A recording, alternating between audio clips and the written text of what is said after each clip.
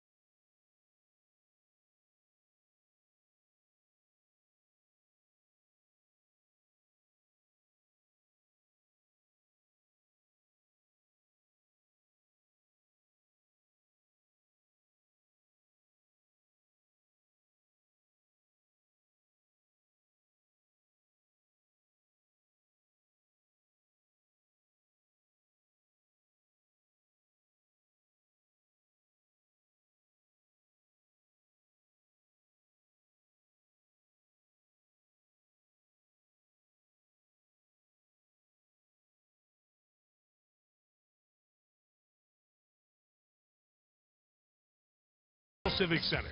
This is Tier 1 championship coverage of the 1992 Minnesota State High School Hockey Tournament. Now, KMSP Sports Director Perry Williams. Good evening again, everybody. I'm Perry Williams, and welcome to our continuing coverage of the 1992 Minnesota State High School Hockey Tournament. This is the night it all ends after 4 exciting days of hockey. This is the championship evening. If you're with us earlier this afternoon, you saw a championship already won. This is the first one ever in Tier 2 hockey. It goes the Greenway of Coleraine, 6-1 over Rosemont. So they are the champions, first ever in the Tier 2 category. But tonight, we move from the Target Center in Minneapolis to the championship game in Tier 1 at the St. Paul Civic Center. And to call the action, Doug McLeod and Lou Nanny. Good evening, gentlemen. Well, good evening to you, Perry. And then there were 2. Tonight, we will decide the last championship of the day, and that will be the Tier 1 tilt between the Bloomington Jefferson Jaguars, the top-rated team in the state in the consensus polls, and the Moorhead Spuds. Not only an outstanding team, but one of the all-time, bar-none, great team names ever in the history of hockey. You know, this is a matchup that could have come in a lot of different ways coming into tonight. Bloomington Jefferson was a heavily favored team coming in. Are you surprised that it is a matchup between these 2 teams at all? No, not really, Doug. As a matter of fact, these 2 clubs have been on a collision course for 2 years. A couple of years ago, Bloomington Jefferson Bannons went 54-1. They beat Moorhead in the finals. The only loss for Jefferson was against St. Clair Shores. And this year, Moorhead came down at Thanksgiving. They scrimmaged Jefferson. They beat him 6-3. Both these clubs actually wanted to play each other tonight. I think it's something that's been developing over 2 years. Both great teams, good balance, excellent speed, solid from goal on out. So I don't think it's a surprise to many people that have followed these 2 teams for a couple of years that they're here tonight. Match made in hockey heaven, and there's no question about that. The Moorhead Spuds and the Bloomington Jefferson Jaguars. Let's go down to ice level now in the penalty box. Where else would he be? Tom Reed is standing by down there. Evening, Tommy. Thanks, Doug and Louie. And I guess I have to agree with you, Louie. These 2 teams have been headed for this for a couple of years now. It's interesting talking to the coaches. I said, what did you have to say to your players? They said, really, we have nothing to say at all. They know the importance of this hockey game. Very quiet around the dressing room. The Bloomington Jefferson players huddled amongst themselves earlier. The same with the team from Moorhead. And I'll tell you, this will be an exciting match. It's going to be good goaltending. I think it's going to be a rough, tough tumble. And it's going to be a heck of a hockey game to be a part of. Now let's go over to Jim Gilliland and Brian Browning. Thanks, Tom. Ice 2 sensed only excitement and not really a surprise. Moorhead looked to be possibly the strongest team in that upper bracket. Jefferson's been #1 all year. Brian, our student-athlete announcer, and, of course, an outstanding hockey player for White Bear Lake. Brian, should be a good one, huh? Well, definitely. I think we look at Jefferson. They have great depth on this team. You know, they have a big game from Joe Bianchi, the hat trick in the first, and Tim McDonald, the hat trick in the second. But tonight, I think we'll be looking maybe for a couple other guys to step through. Could be speed on speed tonight. Back up to the booth now. All right, Gilly and Brian, we know these 2 teams can skate. We know they've got good goalies. Jefferson's been rotating goalies all year without question, so Keppel gets back in tonight. Do you expect a high-scoring game? Well, if 7 or 8 goals is high-scoring, that's what I expect. Okay. I think it's somewhat medium because both teams also play good defense, and I look for a 4-3, 5-3 type of game. Sounds just about right to me. The Jefferson Jaguars and the Moorhead Spuds will drop the puck for the Tier 1 title in just a moment.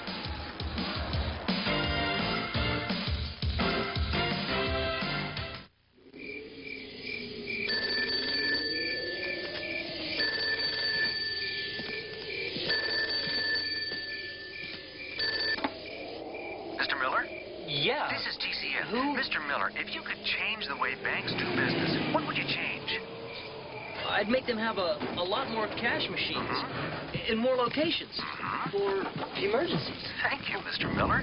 Thank you. TCF, banking the way you want it. You're watching an amazing piece of equipment coming off the assembly line. In test after test, the Bryant Plus 90i is rated the most energy-efficient gas furnace on the market today.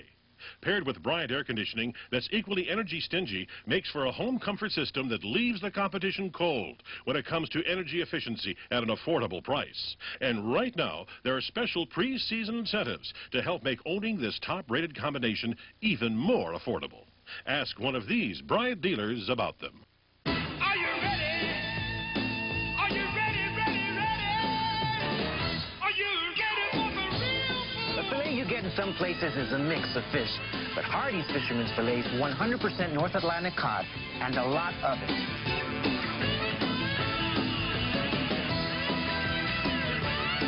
Right now, I'll give you Hardee's Fisherman's Filet sandwich with fries for just $1.99. Are you ready for some real food? Hardee's.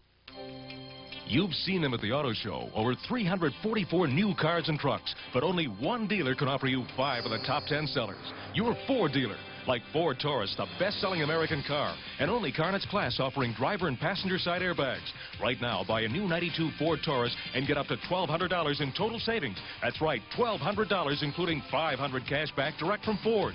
You ask for American quality, your Ford dealer delivered with 5 of the top 10 sellers. Test drive one today. It is the final game of the 1991-92 high school hockey season. The Moorhead Spuds at 24-3, and the Jaguars of Bloomington Jefferson, 24 wins, 2 losses, and a tie. We're ready to go. Now let's meet the teams. And here is St. Paul Civic Center and State Tournament Public Address announcer Dick Stanford with the call. All right, ladies and gentlemen, we are ready for the game, the Minnesota State High School Hockey Championship. Let's meet the players and coaches who brought their schools and communities to this game. First, the champions of Section 5 with a record of 24-2-1, the Jaguars from Bloomington Jefferson. Senior goaltender number 1, Sean Glenn. Junior defenseman number 2, Corey Peterson. Sophomore wing, number 3, Luke Murray. Senior wing, number 4, Tim Krug. Sophomore defenseman, number 5, Mike Crowley. Sophomore wing, number 6, Joe Pancratz. Junior wing, number 7, Brian Young. Junior wing, number 8, Matt Jones. Junior defenseman, number 9, Brian LaFleur. Junior wing, number 10, John D. St. Hubert. Sophomore wing, number 11, Ian Peterson. Junior wing, number 12, Tim McDonald. Senior defense, number 14, Dan Treble. Sophomore center, number 15, Joe Bianchi. Senior center, number 16, Brandon Johnson. Senior defense, number 17, Scott Floyd. Junior wing, number 19, Court Lundeen. Junior center, number 21, Nick Checo. Junior defenseman, number 22, Dusty Anderson. And junior goaltender, number 35, Randy Keppel. Head coach Tom Satterdahlin and his assistant John Bianchi.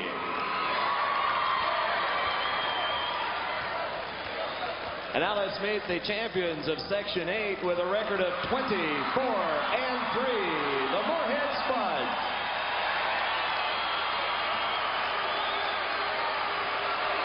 First, sophomore goaltender, number 1, Jeremy Gregoire.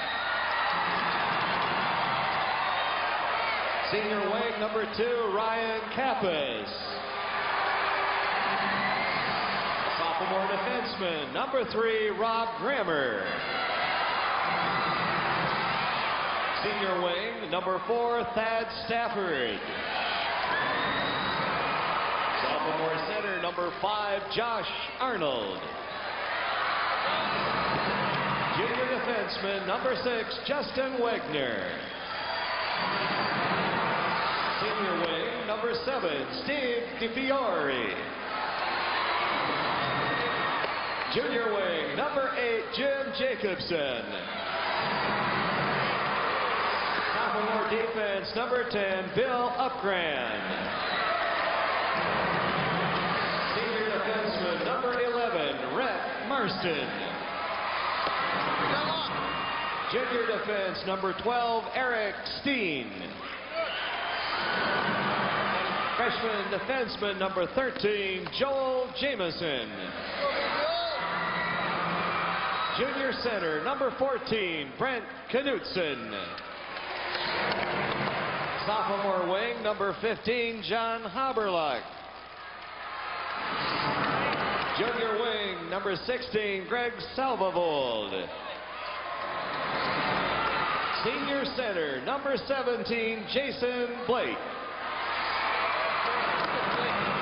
Senior defense, number 18, Kurt Dwyer. Sophomore center, number 19, Ryan Kraft. Junior wing, number 20, Louis Paquin. Sophomore goaltender, number 30, Troy Brecky. The head coach of the Spuds is Terry Cullen, and his assistant is Terry Shirtcliffe. Ladies and gentlemen, the officials for this championship game, the linesman, Mike Riley, and your referees are Rich Robbins and Jeff Scheid. And now, ladies and gentlemen, we ask you to please stand and honor America as the Moorhead High School Band, under the direction of Doug Engstrom, leads us in our national anthem.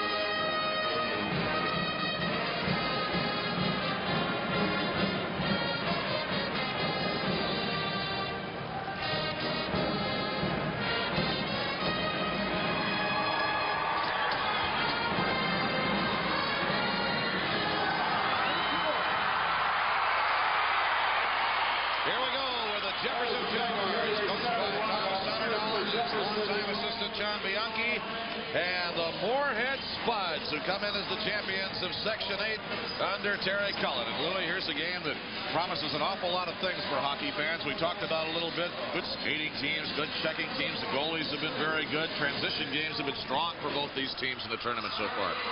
I think this is going to be the fastest game of the tournament. These have to be the two fastest teams in the tournament from what we've seen. I'd have to say overall their speed is equal, but the quickness, 5 to 10 feet, I'd even give the edge to Moorhead. Really? So I think that you can watch Moorhead maybe operate lower than New Jefferson. They'll have forecheckers deeper and more of them because they really feel that they've got that little extra quickness to get back. Moorhead will use the body, but I have to believe that the harder hitting team is going to be Jefferson. Both goaltenders here have played solidly throughout the year. They each got a .915 save percentage, which means they're right on. So it's really a toss-up. The key is you don't know which goaltender really was tested the most throughout the year. What kind of defense that they have in front of them? Were they getting much opposition and really tough shots to save. And so that's the key in this game. Who's going to get the more quality shots? And you talk about coming out of excellent hockey areas where you're going to see some great talent out of Section 8. They've got some great teams up there. I caught part of their section final against Roseau, which was a good club this year, and they won the game 4-1. The Rams scored in the last minute when Leo Rugland scored, but other than that, Moorhead dominated the very fast skating game.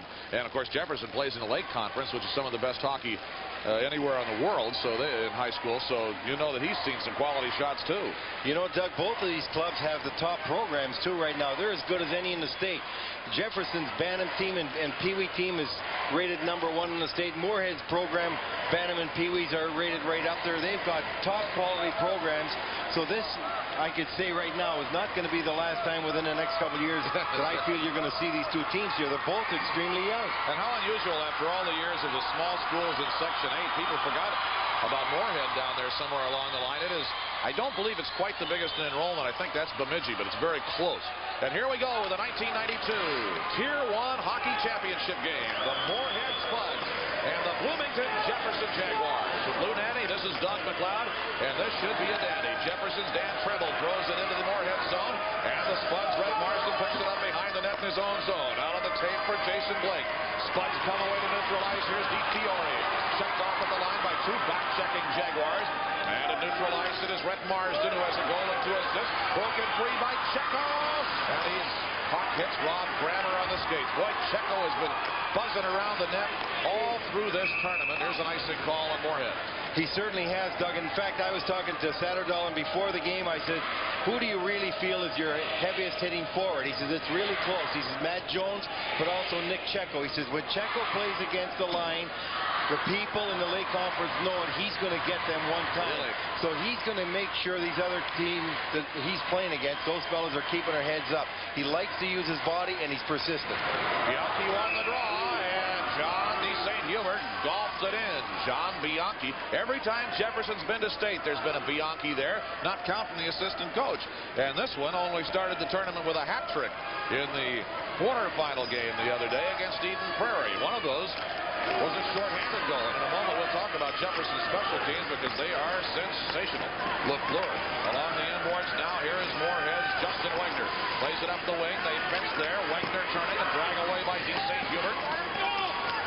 Scrum in the corner, and now Justin Wegner, number 6 for the Moorhead Spuds. We are 1 minute into the first period. Intercepted clearing passes has been the death of several teams in this state tournament. But here comes Salvable. Broken up on the way in by Mike Crowley. And stick clear by Keppel. Back again, it is Josh Arnold for Moorhead. They're trying to spring Salvable loose in front of the net. He goes down and is checked by Bianchi. Puck loose in the left corner, and here comes Jim Jacobson, number 8 for the Spuds. Lays it to the slot, but there away comes Fort Lundeen. Moorhead chasing the puck now into its own zone. There was a good indication of how low Moorhead likes to operate. 3 forwards all below the dot. Matt Jones, number 8, throws one on, and a stick away by Troy Brecky, who's won both the games in the tournament for the Spuds.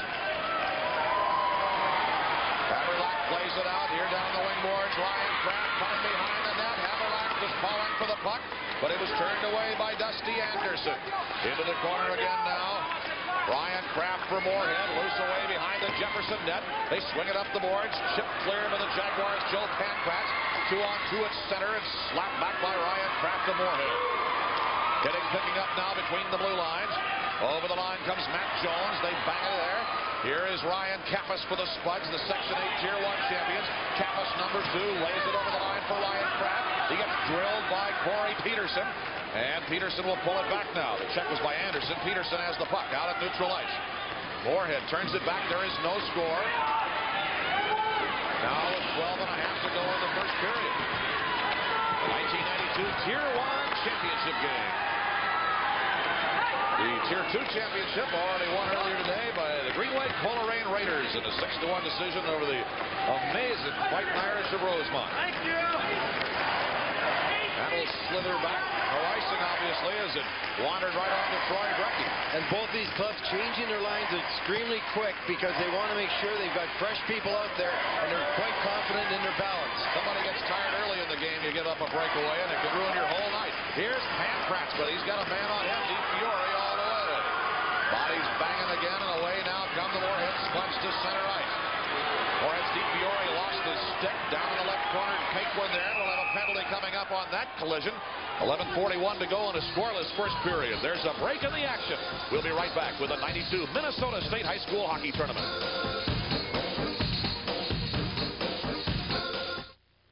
Power.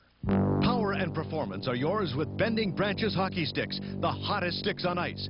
Ask your dealer for Bending Branches hockey sticks.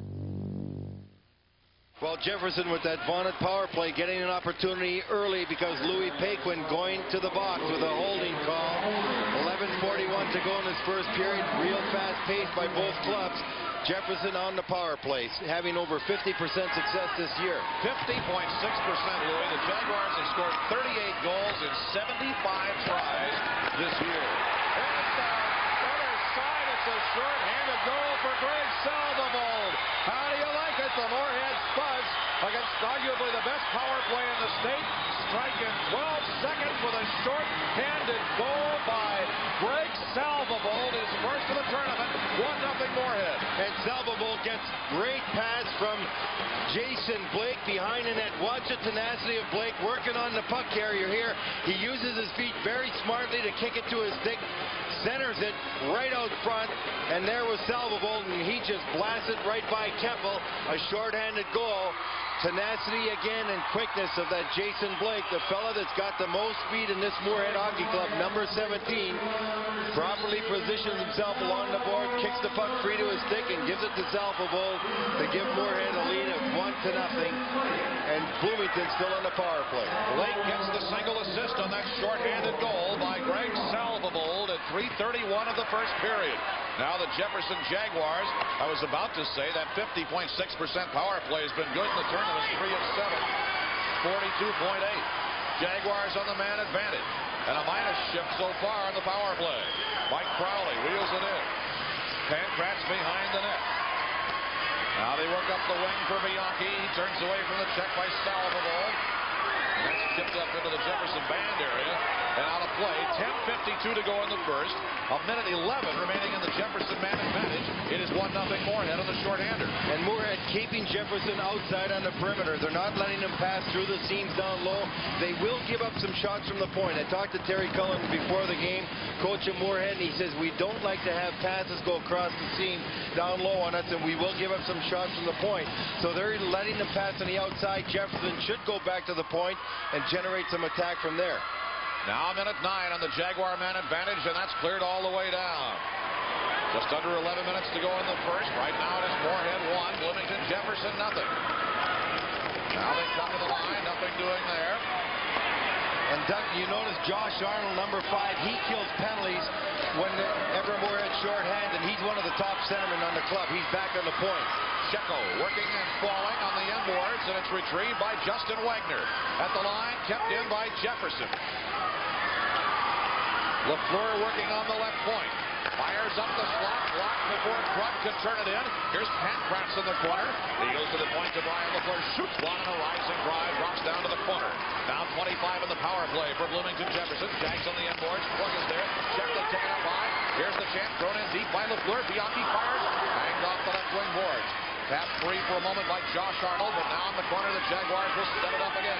Here's LaFleur. Shoveled in. They go for the tip. Krug turning. Drilled right out by Arnold, but kept in by LaFleur. Arnold knocked it out. LaFleur knocked it in. Here's Checo shooting wide.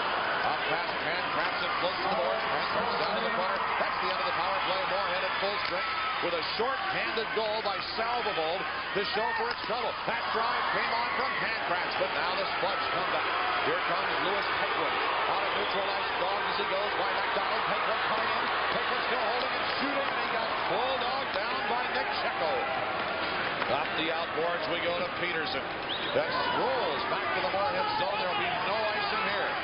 And so it'll be played by Ron Grammer, number 3. Jefferson's Ian Peterson swings down after him. Puck loose. Jaguars pile in. Grammer tries to clear. Jags deep and alive. Peterson shoots to the corner. Now it is Steve DiFiore of the Moorhead Spuds. Blocked by Jones. And it comes back to the zone again. Doug, we're going to be lucky to get commercials in this game. The way the pace is going, you don't see high school games at a faster pace than this game is being played at right now. One time by Marsden at the point. That hits traffic. The opposite 11, Ian Peterson. They bang it around with 8:38 to go in the first. 1-0 Moorhead on a shorthanded goal by Greg Salvable. Jefferson tries to get out of the zone. A poke check by Marsden. Knocks it alive. Here comes Matt Jones away for the Jags. Turned back in again by Marsden. Jefferson chasing it as Corey Peterson, and both teams change on the fly. Peterson angles away, tipped to neutral by Brandon Johnson. It'll feather down toward Troy Brucky, the Moorhead Spuds goalie. Bianchi just got it back in the zone for Jefferson, but Joel Jamieson is there. They work to the line. Jaguars retrieve and got that one in. 8:05 to go in the first. Moorhead 1, Jefferson nothing on the shorthander. Into the corner they go to Joel Jamieson. Bodies bang, in comes D. St. Hubert. Loose in the right circle. Now it is Moorhead. Justin Wecker. Turn back the shot off Brucky. Jefferson can get you so fast. Powley shoots, big screen. Brecky's got it, and Brecky knocks it free. 7:46 to go in the first. It's Moorhead 1, Jefferson nothing, and there's a break in the action. We'll be right back with a 92 Minnesota State High School Hockey Tournament. Pass it on. Take your best shot and save on Magic Chef. Only a Warner Stellian, your appliance specialist. Well, the shots on goal at this time, Jefferson 8, Moorhead 2, but at the same time you have to remember Jefferson had a 2-minute power play, which they had about 4 shots, but they did have an excellent chance there right at the side of the net. Court Lundin and Bianchi both working away. Lundin with a good shot, Brecky with the big save, Doug. Got to look at Ryan Campus, but now they're going to take the late change. I should mention, you can tell by the sweaters anyway, Moorhead is the home team in this game. It's kind of an odd bracket they use here. The upper team is always the home team here. But Moorhead is the home team. Jefferson has been in the visitor bracket the whole way. So if you have a little trouble seeing those numbers, you're not alone, pal. Although the home jerseys are white with light blue or worse, so I'm not sure that's any better. But they're still a great hockey team, even if the announcers don't think much of their numbers. Here comes McDonald. Turned back now by the Moorhead Spuds. Brett Marsden slings it off the boards. Turned back out of neutral. Anderson. Now the Spuds throw it ahead. Grammer to neutral ice. Loose again. Poked over the line. Here comes Brandon Johnson, but that's trimmed away by Grammer. Big check at neutral ice. Freed up the puck. Peterson through the check, and now Anderson turns and rides Moorhead's Jason Blake down to the right corner. Puck is alive in the Jefferson zone. Trying to clear. Matt Jones is there. Skims that one to neutral, but hits the skate of Brett Marsden. And that feathers into the Jefferson end. Just under 7 minutes to go in the first. Moorhead 1, Bloomington Jefferson nothing on the shorthanded goal by Greg Salvable. Icing now on Jefferson, and with a score, the Spuds 1 and the Jags nothing. This is High School Hockey 92, live from the St. Paul Civic Center. You're watching an amazing piece of equipment coming off the assembly line. In test after test, the Bryant Plus 90i is rated the most energy-efficient gas furnace on the market today. Paired with Bryant air conditioning that's equally energy stingy, makes for a home comfort system that leaves the competition cold when it comes to energy efficiency at an affordable price. And right now, there are special pre-season incentives to help make owning this top-rated combination even more affordable. Ask one of these Bryant dealers about them.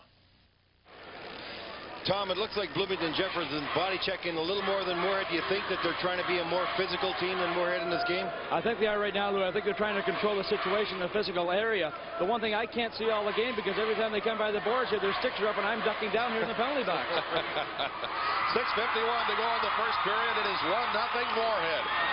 Moorhead wins the draw. Wagner there with a drive in traffic, and Randy Keckle will hang on. Doug, in all these games, we've noticed neither club really seems dominant on the face-off. They win them, they lose them, and they have to bear down, especially when they're in their own defensive zone, because Moorhead did score a couple of goals, winning face-offs, one on the power play, one at full strength in the opposition zone. But each of them now has lost a key face-off in their own zone. 6:47 left in the first. It is 1-0 Moorhead. At neutral ice now, turned back by Moorhead. Ryan Kraft is there, met at the line. Now on the stick of Haberlack. Turned out for the Jefferson Jaguars. Pancratz peeled it off the boards, and it's flung ahead by Scott Hoyt. Now it drizzles down the left board. Justin Wagner, number 6, is there for the Moorhead Spuds. Flies it back out to neutral. Spuds come away. Here's Ryan Kraft with Haberlack in front of him. Checked off with a back-checking Scott Hoyt. This golfs off the boards. Nothing doing there. The Spuds throw it out of their zone. Now Ryan Kraft Fires the shot wide, but two back checkers by Jefferson. He effectively kept John Haverlack from getting in front of the net, and that's where they wanted to put it. Chip shot by Haverlack now goes wide to the corner. Golf to the point, and it just sailed away from Rhett Marsden. A good opportunity there for Moorhead, but they just missed the net on the shot. 1-0 the score. The Moorhead Spuds leading the Jefferson Jaguars. This is High School Hockey 92, live from the St. Paul Civic Center. Why do you get a great cut at Great Clips? Ask our stylist. It's my reputation on the line. You're going to get the best haircut possible. You want people to feel good about themselves. Do you want it curly? Do you want it straight?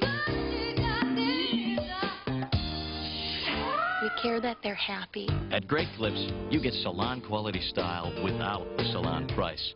Our specially trained stylists make the difference. Our stylist, your style. We guarantee it. You're looking at the final hockey poll of the year, but I'm not so certain that this would be the same. You see Moorhead down on 6. Had they been seen more often by some of these people and writers that have voted on this, I'm sure they'd be up more than a couple of notches. This is a very fine hockey club, this Moorhead team, with a great deal of balance and speed. Now the puck comes away to the corner. 5:47 to go in the first period. It is 1-0. Here is Crowley. Now into the right corner, it is Mike Crowley for Bloomington Jefferson. Swings it up, poked up by Bianchi. Bianchi jabbing on Grammer to get back there. It is poked back. Jefferson's alive. The shot score! Right from the high slot, it is Port Lundeen. That's his 18th of the year and first of the tournament. And with 5:25 to go in the first, now Jefferson is in the game, and it's 1-1. And it was a great play by Lundeen. The puck got knocked away from Bianchi, but Lundeen, tenacious, following the play, picks it up, and he shoots a backhander through a screen. He cuts to the center, a good shooting area right here, lets fly on the net. You see Brecky right behind his own defenseman Marsden and the forward Joe de St. Hubert, and he probably didn't get a view of that puck. But a good shot by Lundeen, a good backhand shot. You don't see many backhand shots, not even in the pros, and you get a great one right there from Gort Lundeen in high school. Brecky screened on the goal, undoubtedly because of the traffic in front. Lundeen really got some wood on it, and he took it to the good shooting area, just 25 feet out, straight out from the goaltender. Let fly and beat Brecky over the glove. Port Lundeen's 18th of the year from Bianchi and de St. Hubert at 9:35 of the first period. That makes it a 1-1 game, and here we go. That was Jefferson's 9th shot on goal. Moorhead has not had a shot on goal for a good little while here. Now it is Jefferson's Nick Checo. He goes to the corner. Pankratz was wide open in the slot, but they had two Spuds down on Checo in the corner, which may not be a bad idea. Out of neutral ice, that pops away. Here comes Dusty Anderson for Jefferson. Pankratz is there, shadowed by Jason Blake. Away on the wing boards now, Tim Krug, number 4. The long angle slices off the boards behind Pankratz, but he couldn't hang on. And Justin Wegener is there. In come the Spuds. Cakewood fires, and it's wide. Picked off by Jefferson's Dusty Anderson. Now behind the net they go. Pankratz with a one-touch and away. High slot to Nick Checo. Jaguars float through neutral ice. Checo driving the line on Grammer. Goes on the end boards, and Grammer goes on in. Puck off the side of the net, and the Moorhead Spuds will carry it away. Here is Rob Grammer, who was a forward until last month and shifted to defense now. At the line, late for the drive on to Keppel. Rebound picked away by Jefferson. Both teams have been very good through the tournament at collecting rebounds and keeping second tries from occurring. Put in by Joe Pankratz, but it wanders on to Brecky, so there's no icing here. And both coaches said they're not going to worry about matching lines, and you can see they're not. They just change whenever they want, as quick as they can, and whoever's up next just comes out. Brandon Johnson is there. Johnson, number 16, walking, shoots, he scores! Brandon Johnson picked the smallest little corner you could get and dinged it in behind the far post on Brecky. And with 3:49 to go in the first, now Jefferson takes its first lead of the game, 2-1. A good body check, a turnover, and a puck shot by Brandon Johnson through a screen of Matt Jones in front of the net. Here's a body check, but the puck right here gets turned over, and Johnson picks it up. Now watch in front of the net. That's Jones going to the front of the net. Number 8, he's going right in line with the goaltender. Johnson shoots. Watch this angle. He shoots right by number 8 here, right past the goaltender. A good, and even I think Jones even got his stick on that. I think you're right.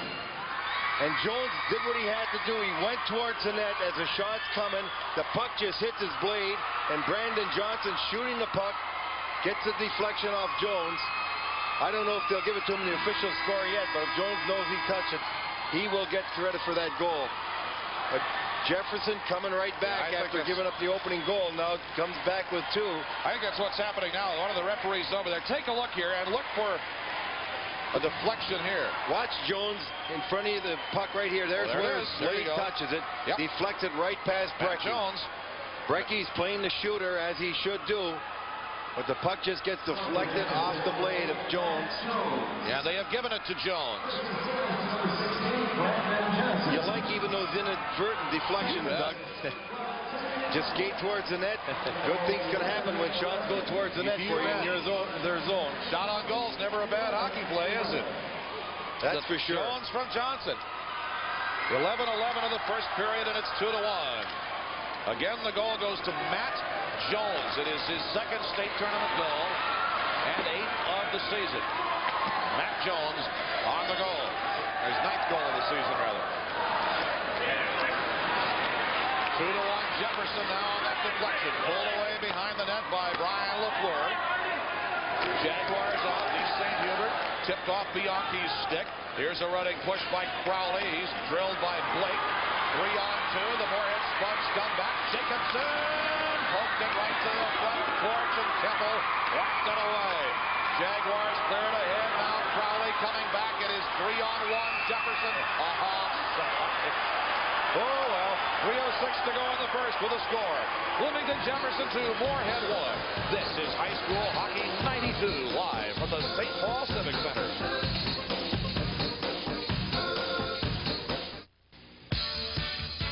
It may take a few years to make it to the pros, but you can always play like the pros with a slap sock stick from Christian Brothers. The braided slap sock blade with its diamond design has greater strength and impact resistance than standard fiberglass wrap. It's more responsive, more durable, and that gives you the advantage every time. Play like the pros with the slap sock blade from Christian Brothers. Well, Wagner had an opportunity. He comes down deep. He tries to jam it on the short side. You're not going to get through a good team in that position. The puck gets cleared there by the goalie. Crowley's going to go back behind the net, pick it up.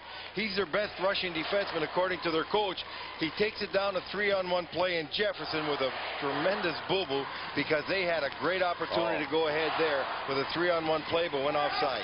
Even the most experienced team, sometimes you get that 3-on-1, you're in the tournament, and everybody wants to go, go, go. It's hard to hold back. Hard to hold back, that's right. Popped ahead by Anderson. Here is Rhett Marsden now for the Moorhead Spuds. Almost threw it up for grabs, but Jim Jacobson brings it back. Possible 3-on-2, but the drop back is picked off on the way to Arnold, and this will just be icing by about 3 inches as it just missed the arc. With 2:35 to go in the first period, now it's Jefferson 2 and Moorhead 1. One of the things Jefferson is doing very well, they're strong on the puck and on the puck carrier.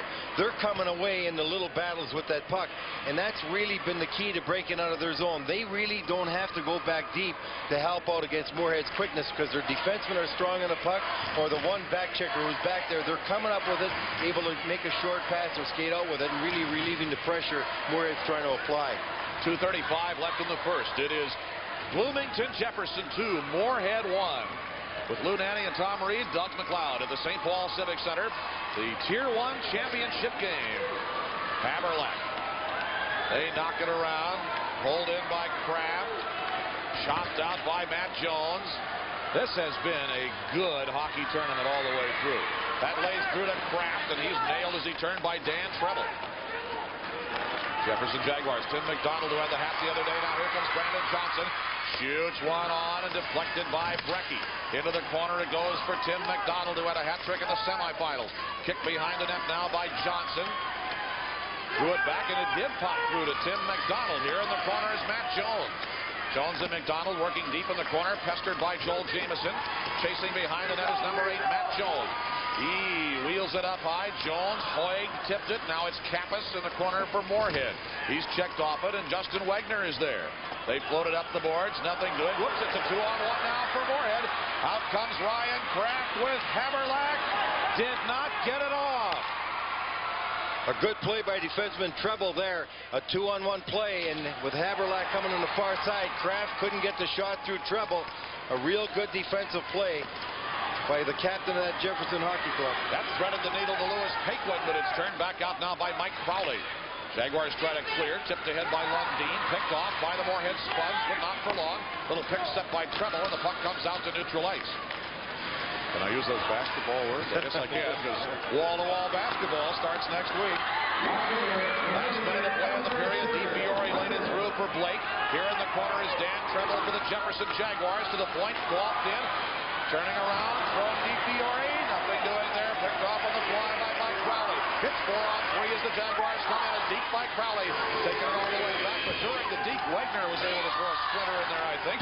Lundeen jammed it down and off the young boards.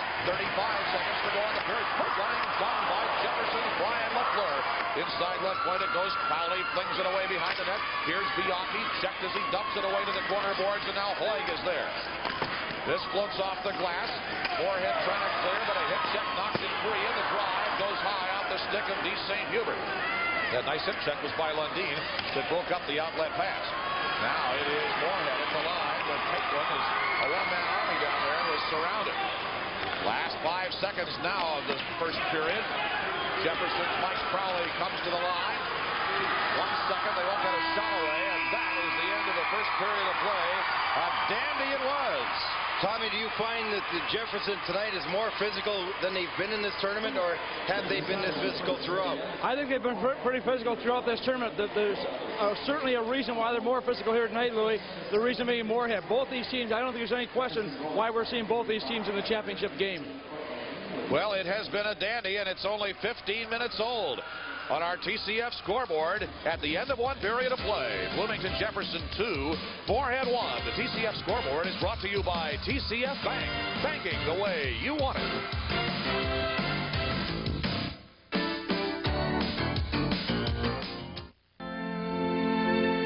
Ah, spring. When young lovers begin to think about Camry. The all-new Toyota Camry. Homegrown and one of the best new cars and best in its class. There's a great selection during the Toyota Spring Drive sales event. And your Toyota dealer wants to talk Camry. Rated one of the 10 best in 92. And now, see the all-new Camry wagon at the Spring Drive sales event. Spring is sprung. This is how much most stores charge for video games. This is how much we charge. Funcoland. More video games than anybody else at half the price. This is how most stores feel about letting you try their video games. This is how we feel. Funcoland. More video games than anybody else at half the price. This is how most stores feel about buying your old video games. This is how we feel.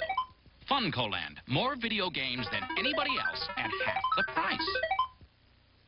McDonald's presents $1 Million Smiles for just $1.99. McDonald's Hamburger Happy Meal, just $1.99.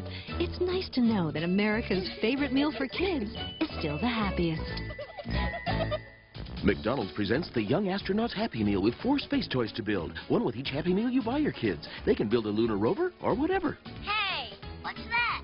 It's a space buggy. Cool. Young Astronauts Happy Meal, only at McDonald's. Heartland Hockey Camps offer the finest hockey program available anywhere. Located in the heart of Minnesota's resort area, the camp provides intense individual instruction combined with lakeside fun in a beautiful Northwood setting. Daily 7-hour programs of thorough on-ice instruction that emphasize the fundamentals of hockey. We also provide extensive dryland training, the newest trend in the hockey industry. Most of all, Heartland is fun. Fun that you can share with new friends and old. For a free brochure, call 1-800-945-RINK. That's 1-800-945-RINK. Good evening to you. I'm Gary Rebstock with a quick look at today's news during the hockey intermission. It has been a long, grim day in eastern Turkey as the search goes on through the rubble of what used to be hospitals and apartment buildings and schools. They were leveled by yesterday's earthquake, and the aftershocks are making it even more difficult for rescuers hoping to find people still alive beneath the crushed buildings. The earthquake measured 6.8 on the Richter scale, striking the eastern province of Erzincan, Turkey, the hardest. At least 578 people are known to have been killed. The death toll is expected to rise to more than 1,000. Locally, 2 teenagers are in jail in St. Paul tonight, suspected of murder. They are accused of breaking into this St. Paul apartment on February 26th, forcing Lorenzo Lara Garcia to the floor and then shooting him once in the chest, execution style. Police believe the killers had a grudge to settle with Lara Garcia. One of the suspects is 18-year-old Donald Gartner. The other is 17 years old, and police will not release his name. A lot of people say it is one of the most dangerous curves in the Twin Cities, where 35W and the Crosstown Highway meet. Well, one person died there today, another was seriously hurt, and 2 others are lucky they weren't killed. A state trooper had stopped on the curve to help a motorist who had crashed into the guardrail. Now, they were both outside their cars when a third car crashed into the back of a highway patrol car. The driver of that third car was killed. His passenger was the one hurt. The trooper and the other driver weren't injured. It was a fire that could have ended in disaster today. Shortly before 5, firefighters were able to knock down quickly a blaze at Shure Brothers Lumberyard in northeast Minneapolis. Now, officials at the scene said it was an extremely dangerous situation because the fire began in the paint room. It caused cans of paint to explode and sent flames shooting across the roof. Fortunately, they got there quickly. The cause of the fire is still under investigation. Well, the odds have gotten much better that Pope John Paul II will be coming to the Twin Cities next year. Seattle has now joined Cleveland and Chicago in dropping out of the competition. That leaves Denver, Buffalo, New York, and Minneapolis-St. Paul. The Pope's visit will be for an international youth rally next year. We're supposed to find out sometime this summer whether the Twin Cities has been chosen. Well, and since it is a youth rally, why not pick a healthy place? And coincidentally, it was revealed today that the Twin Cities is the 14th healthiest metropolitan area in America. At least that's according to a new book called The Livable Cities Almanac. Honolulu ranks number 1, while Buffalo, New York ranks number 100, the bottom of the list. We couldn't find out where Denver ranks. Well, a few snow flurries around the Twin Cities today. You still may be having some depending on where you live. The National Weather Service forecast calls for a few snow flurries tonight and gradual clearing with lows between 10 and 15 degrees, northwesterly winds 5 to 15 miles per hour. Tomorrow, as you go to church, it should be sunny, highs in the middle 30s, and clear to partly cloudy on Sunday night with lows between 20 and 25. There are still 6 more days until spring officially begins, but you could have gotten a preview of it today in downtown Minneapolis. The 39th annual Dayton Spring Flower Show opened to record crowds today, and reporter Nicole Nemi was among them. There are tulips, hundreds of tulips, and crocus and grape hyacinth. It's a fragrant tapestry of Scandinavian springtime, but they'd rather you not eat it. Dayton's has spent 10 months planning this show. It's beautiful. It's just breathtaking. It's nice to see spring. Inspired by the paintings of Swedish artist Carl Larsson, Flowers and Fjords is a painstaking replica of the Scandinavian countryside, complete with a horse and a goose or 2. It's as close to Scandinavia as you could get in a department store. My great-great-grandparents were from Norway. And do you approve of this? I approve of it. It's wonderful. It's beautiful. I don't know if it's authentic, but it's wonderful for this time of the year. Of course, you don't have to be named Olson or Larson to like it. We like it. This year, kind of a little bit different last year, but we like it. In fact, some people liked it so much, they were speechless. Did you like the ducks, Nicholas? Nicholas fell on his heart. Nicholas. Not today. Sometimes beauty is just indescribable. With photographer Jim Connor, Nicole Nemi, Primetime News, Minneapolis. Well, that's a quick look at what's been happening today. Now back to the Tier 1 hockey championship game between Moorhead and Bloomington Jefferson. I'm Gary Rebstock. See you later. Good night.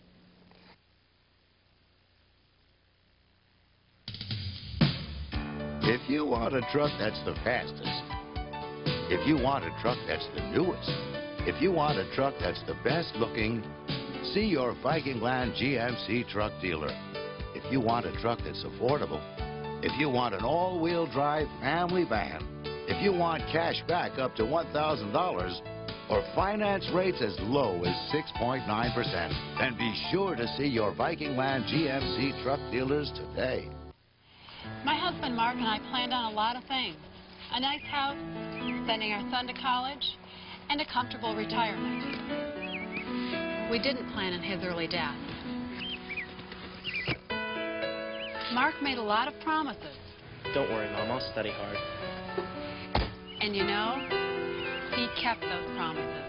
Protect your family's dreams. See a Farm Bureau agent about life insurance. The Farm Bureau family. Our most important policy is caring. It's here, Domino's new, better-tasting pizza. Melted cheese, big, better topping, tender, tasty crust. More melted cheese. Big, better topping. Tender, tastier crust. From this day on, every Domino's pizza is going to be better than ever. Nobody knows like Domino's. How you like More melted cheese. Big, better topping. Tender, tastier crust. Try a medium with unlimited toppings, now just $9.99. Another's $4 more. If I could shop with my animal, let him help me out. What a great experience for me. Well, I would really hoot and holler as he picks out his own collar. Welcome to over 20,000 square feet of shopping for your pet. I'm Dick Myers for PFW, the original pet food warehouse. This month, receive a free Iams t-shirt when you purchase a 40-pound bag of Iams dog food. 100% satisfaction guaranteed. Now I can shop with my animal. Pet Food Warehouse, where our customers have a nose for value.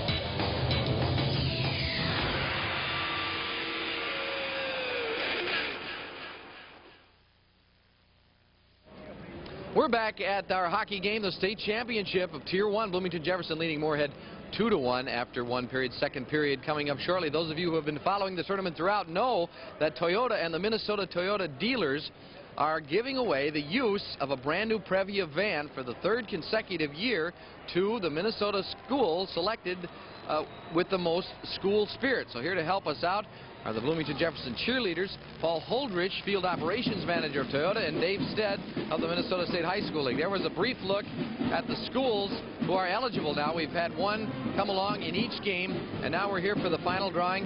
Paul Holdrich will do the honors and dip into our Channel 9 box with the Toyota label, hand it to Mr. Stead, and the winner. The winner is Buffalo Senior High School in Buffalo, Minnesota. Paul, you have a presentation accordingly for Mr. Stead. On behalf of Toyota Motor Sales in the United States and also the 17 Minnesota Toyota dealers, we're pleased to present you the keys to this 1992 Toyota Previa van for use for the next year. Congratulations. Thank you, Paul. On behalf of the Minnesota State High School League, we appreciate the opportunity Toyota has taken to support our schools, and I'll make sure Buffalo High School gets this. Thank you. Good news for Buffalo tonight. Thanks to the Jefferson cheerleaders for helping us out. The Toyota Spirit Cup awarded to Buffalo for the 1992-93 season and the use of that new Previa van. Thanks to all our guests. And on the Menard scoreboard, we have Jefferson leading 2-1 after one. We'll return to the 1992 Minnesota State High School hockey tournament in just a moment.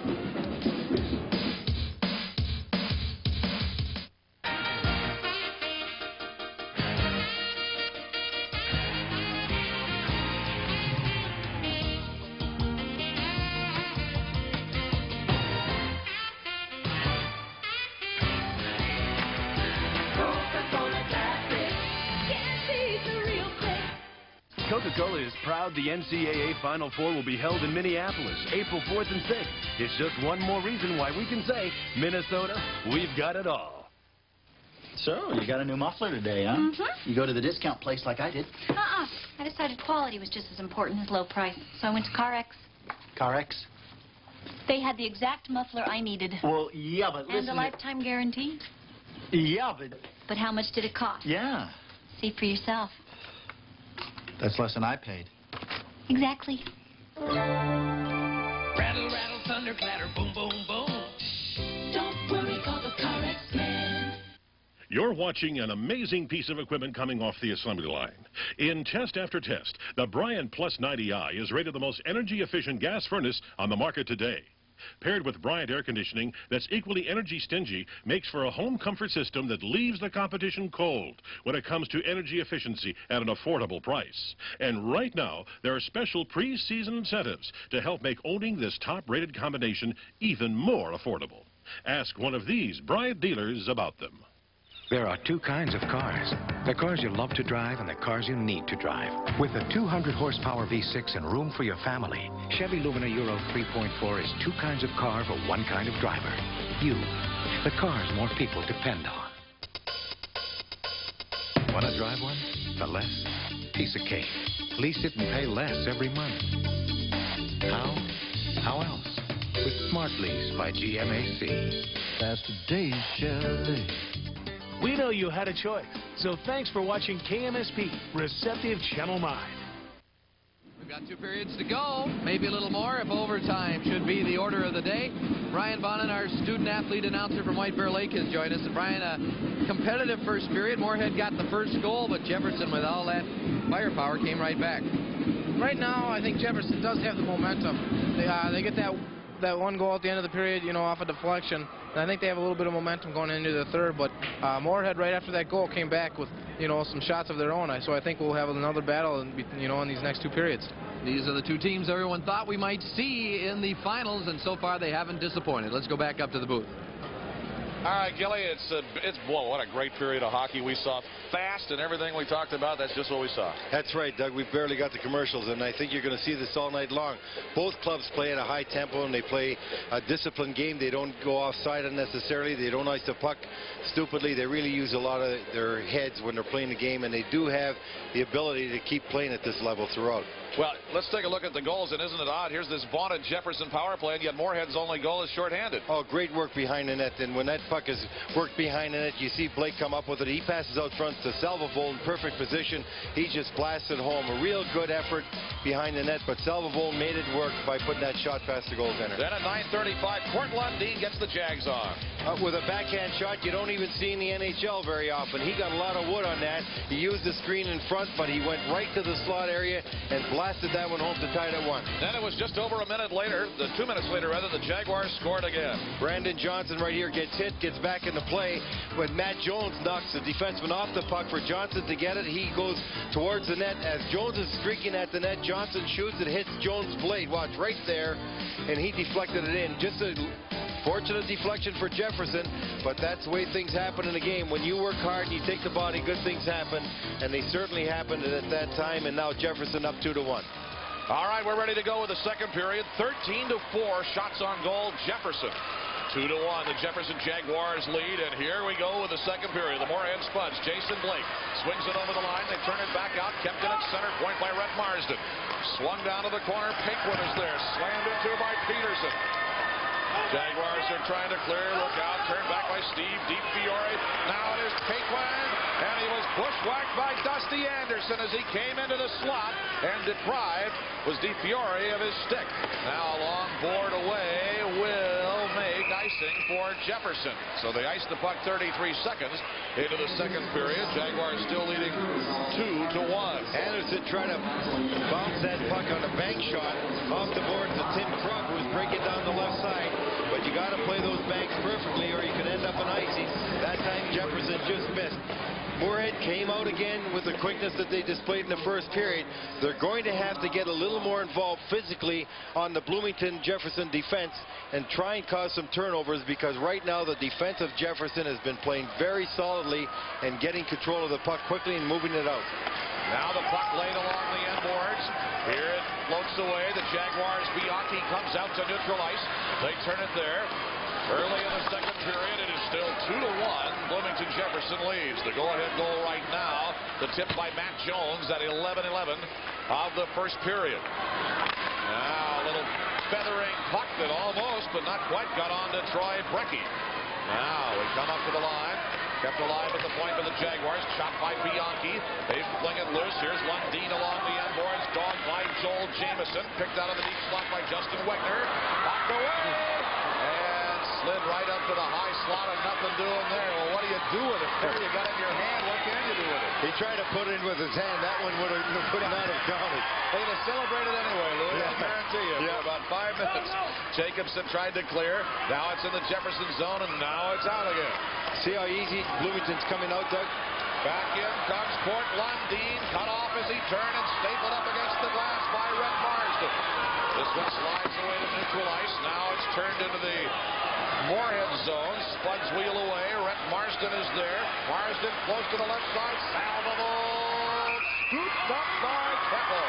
He just put that glove down like he was fielding a grounder and scooped it up. We played a minute 51 of the second. It's still 2-1 Jefferson. There's a break in the action. We'll be right back with the 92 Minnesota State High School Hockey Tournament. Power. Power and performance are yours with Bending Branches hockey sticks, the hottest sticks on ice. Ask your dealer for Bending Branches hockey sticks.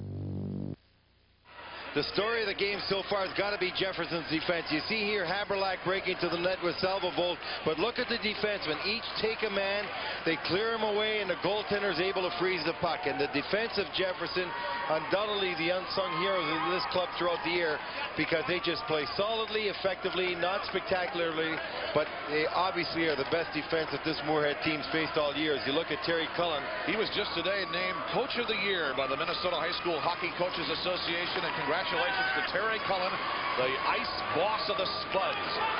Put that on a business card. Here's icing now for the Jefferson Jaguars, a minute 59 into the second. It's really a well-deserved award, too, because he's done a great job at this hockey club. And what I like about him is he really is honest, straightforward, and he tells you what he feels. Yeah. I talked to him a couple times during the tournament. He says, I really believe our team should be here. We think we had a good team, a team that really should have won our division. We think we'll represent our team well here. They've done that. He came out tonight, he says, we're not afraid of Jefferson, but we respect them. We know that we can play with them, but they are definitely, we feel, the best team we've played all year long, and we got to really play our best to stay with them and beat them. And again, 2 years ago, these teams were the #1 and #2 Bantam teams in the state. A lot of the sophomores on these teams. When Jefferson won, at that time, its 49th game of the year in the state Bantam Championship against Moorhead. Offside as Rob Grammer picked that one up. 12:40 to go in the second. Still 2-1 Jefferson. There's a break in the action, and we'll be right back with the 92 Minnesota State High School Hockey Tournament. Pass it on. Take your best shot and save on Magic Shot. Only at Warner Stallion, your appliance specialist. To show you the kind of defense both these clubs are playing, at this point, each club has only got 2 shots on goal from the good shooting slot area. Only 2. All the other shots are coming from the outside or from the perimeter. Neutral ice, and Jefferson will chase in its own zone. 12.5 to go in the second. 2-1. Jefferson leads Moorhead. Reminder that following the game, we'll pick a Bryant Cool play of the game. So stay with us for that. Moorhead turns it back in. Salvable in a crowd. Checked by Krug. And Krug really turned him off the puck and finally came out of the zone. There's a fine bit of play, too. And you look at Corey Peterson, he's a little upset with himself. He made a good play. He broke the play up, but he wanted to get the puck off the glass, up ice to a breaking winger. It just got up a little high over the glass. That's how confident they are in playing this game. He knows he can make the play here. All he wanted was off the glass and out.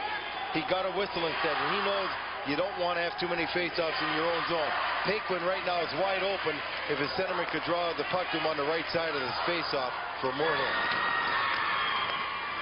Comes away to Jefferson. Peterson plays it on the outboards. The Jaguars to neutral ice. Pulling it away, Justin Wagner. And it is quickly 4-on-2. The drive on the slot from Wagner wide. Jaguars will try to clear. Now on the outboards, it is Pankratz. Loose for Nick Checo, cruising, and got his pocket picked by the leading Czech of Justin Wagner. What a good play by Wagner, as it turned out, though the Spuds almost got caught on it. Now here is Peterson in his own zone for Jefferson. Puck size pass for Krug. They try to angle that one in, but it's picked off easily by Rhett Marsden of Moorhead. At the point, tipped in. Peterson shoots one high and wide. Off the outboards, DiFiore for Moorhead. Pulled away by Jason Blake. 2-on-2, he plays one over to Paquin. Lewis Paquin got nailed there by Krug. And we're going to have a holding penalty away from the action with 11:20 to go in the second period. With a score, Jefferson 2, Moorhead 1. This is High School Hockey 92, live from the St. Paul Civic Center.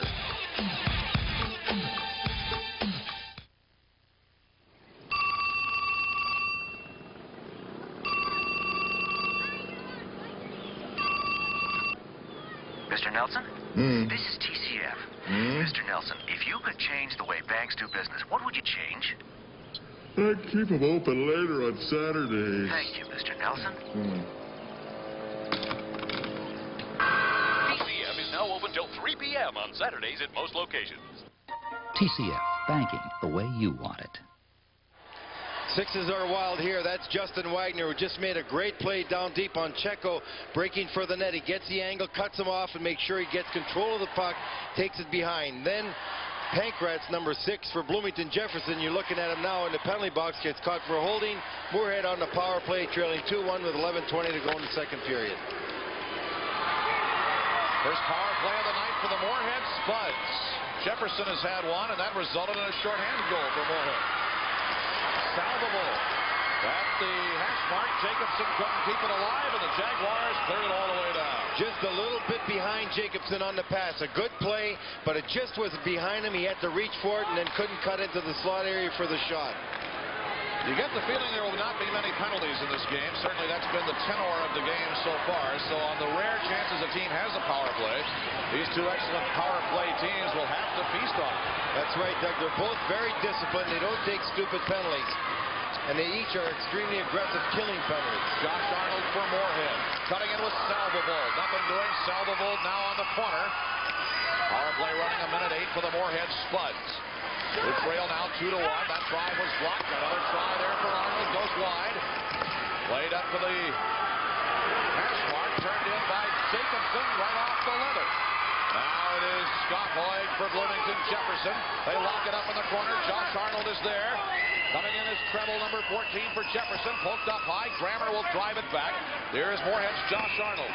43 seconds on the power play. The puck was played with a high stick and will take it all the way down with 10:02 to go in the second period. Coming up next week, it is wall-to-wall basketball here on Channel 9. It's the Girls State High School Basketball Tournament as we'll all travel down to Met Center. And, of course, that's followed by the boys' tournament. So lots of round ball action coming up. This is the home of March Madness. That's sure. Moorhead's had a couple of chances. Here you see Jacobson taking a shot right on the goaltender, and that one's saved by Kemple. They also had 2 other shots that missed the net. They've got to start putting the puck on the net. You don't get anything for missing the net, but when you put the puck on the net, you can get a goal or a deflection, a rebound, a number of things. Moorhead's accuracy not quite there yet.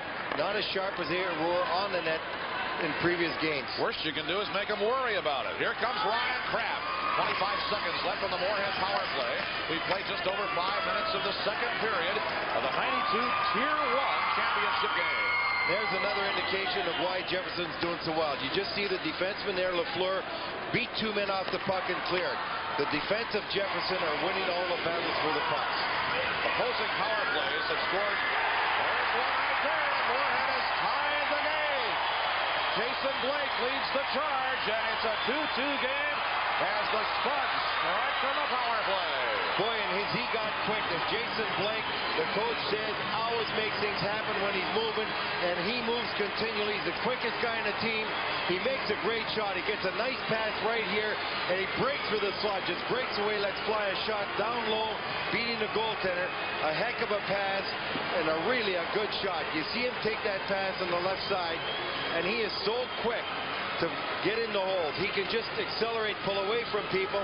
He does it there, and he just puts Moorhead right back on the board. I think he got that perfect little pass from Kraft.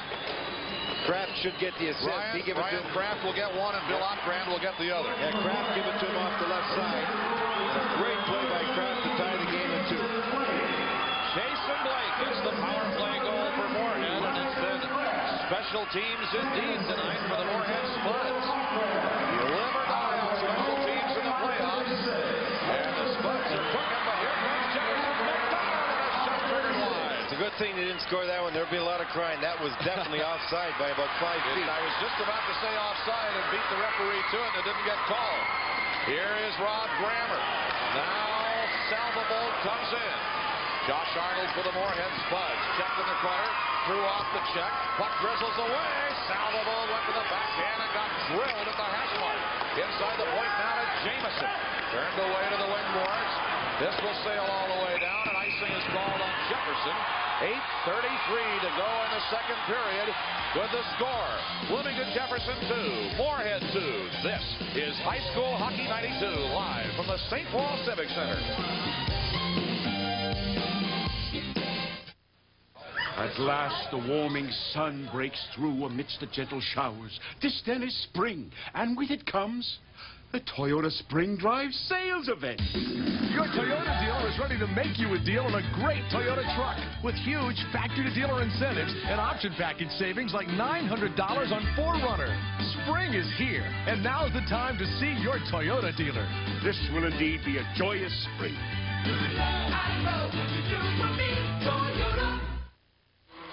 If you're watching our great hockey coverage on a cable system that usually does not carry KMSP, well, why don't you give them a call? Tell them you want America's #1 independent, 365 days a year. We have great hockey, basketball, we have great programs, and of course our excellent movies and primetime news right here on KMSP TV. The Blue Nanny, Doug McLeod, watching with you the Tier 1 1992 Hockey Championship of the state of Minnesota, high school-wise. Turning in a check took Wagner off the puck. Bloomington Jefferson retrieves it neutral. Corey Peterson is there, riding along at a 2-2 tie in the second period. Moorhead Spuds on the attack. Ryan Kraft laid it in. Now it is Haverlack. Turned back, floats high. Wagner with a drive wide. Now Pankratz will turn it. Might be able to spring Checo, but could not. Everybody piles on the left boards. Puck's under there somewhere. Finally kicked away. Now Nick Checo, number 21, on the tape for Krug. Trying to spring free of Wagner. He did get free. Loose in the left side as Checo got shut down. Inside the point, Pankratz a drive score! Off the crossbar. Pankratz laid it in, and then as the puck slid away to the right side, it was top shelved right in there. I think it was Checo that got it. He was late coming on the play. Pankratz makes a real good play right out by the blue line and spins that thing down low. And what a play right here. Pankratz just turns and gets it down low. Checo's coming out of the corner lane. It is Checo right there, and he puts a top shelf up high. He's a fella that really makes things happen for this hockey club. A complete hockey player, and he makes an excellent backhand shot, beating the goaltender, putting Bloomington Jefferson up by 1, and that is just the first shot on goal this period for Jefferson. And it's one that counts because Checo is able to put it past the goaltender. There's 3-2 lead here for Jefferson, 7:38 to go in the second period. Pankratz and Krug get the assists on Nick Checo's second of the tournament and 13th of the season at 6:22 of the third. And I'm glad to see him get a goal because, well, he has another one in the tournament already, but he makes so much happen down there. You like to see the guy get some points. We don't care who wins, folks. It's just when you see a guy who's worked hard all through the tournament, you like to see that rewarded with something better than a pat on the back or a line in the newspaper. That's right, Doug. He plays the game like a bulldog. He's very, very tenacious and tough, and he likes to use his body. He's also good offensively. Certainly is. Here's Jason Blake now. Dropped back, and as DiFiore picked it up, the Moorhead Spuds are offside. Bodies popping here. 7:24 to go in the second now, and the Jefferson Jaguars lead the Moorhead Spuds 3-2. This is Jefferson's second lead of the game. When you saw Pankratz just spin around and throw the puck down, he saved it from going outside the blue line. And all you do in a case like that is you want to keep the puck deep, so you just shoot it towards the net. It's almost a hoper. Fortunately for him, Checo's coming out of the corner was alone. Now the puck is up for grabs in the zone. Checo now becomes the leading scorer in the state tournament. He has 7 points now. McDonald incidentally is number 2. Wheeling Peterson. It drizzled away. It's a goal. It's a goal. The light did not go on, but Jefferson has scored.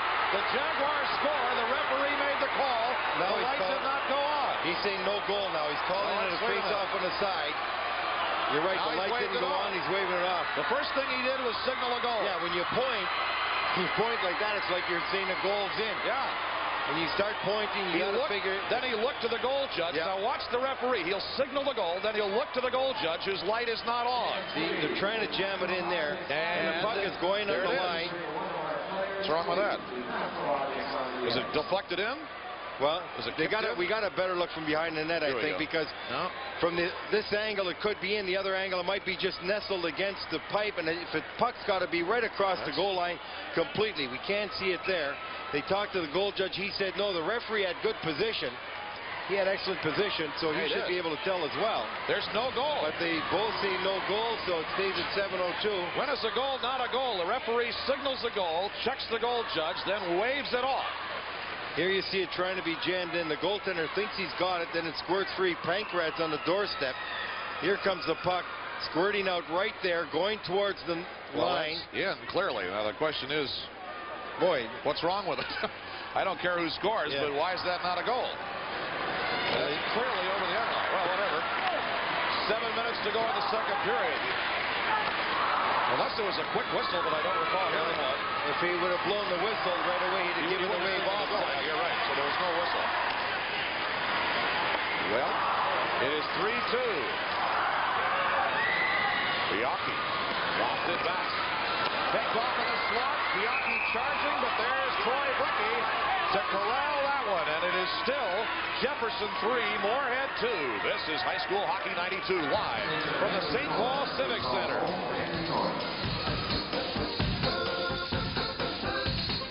Give the floors in your home new life with help from Menards. New undercarpeting is on sale now. It's Scotchgard protected with an attached back for easy installation. Choose from 8 colors, just $7.99 a square yard. And get deep cleaning results anytime with the Bissell Power Steamer. It picks up where vacuum cleaners leave off. On sale now for just $137. Save on your home improvements every day at Menards. Save big money at Menards. Yeah, I'm ready. Okay. Tommy, it seems to me that Moorhead, since that goal by Jefferson, has started to turn the puck over and not playing as well in their own zone down there. Are they getting a little frustrated? I think they are, Louis, right now. The one thing is that they know how explosive Bloomington Jefferson can be, and I think what they're doing right now is just giving the puck up a little bit too much in their own zone. They seem to be hanging back a little bit too long at times. 6:37 to go in the second period. The score is Jefferson 3, Moorhead 2. Tom Reed in the penalty box. Joining us several times more through the tournament, for the evening rather. Out comes Josh Arnold. It's 3-on-3. Moorhead shooting, save. And Kemple had that one come right straight onto him and knocked it right straight back out. Here's Justin Wegner for Moorhead to play it in. Spuds being outshot 15-9 and trailing the game at the moment by a goal. 3-2. 6:07 to go. That drive is off to the corner boards. Here's Greg Salvador turning in. Arnold has poked away at Jefferson's. Brandon Johnson comes out. They lay it over the line. McDonald offside. 5:53 now to go in the second. 3-2 Jefferson. A little frustration for Matt Jones. One of the things that Jefferson is strong at, they're strong at taking the puck along the boards in their own zone and just deflecting it out. Moorhead's been giving other teams problems through the tournament with their quickness, getting to the boards and jamming it. But even when they're jamming the boards now, the Bloomington Jefferson wingers are tough enough and strong enough and big enough to take the hit and just deflect the puck out to relieve the pressure. 15-9. The shots on goal now for Jefferson, but it's 5-2 Moorhead in this period. Spuds come in. The puck for Hammerlack. A jam away by Kemple. The defense cleared the slot, and out come the Jaguars.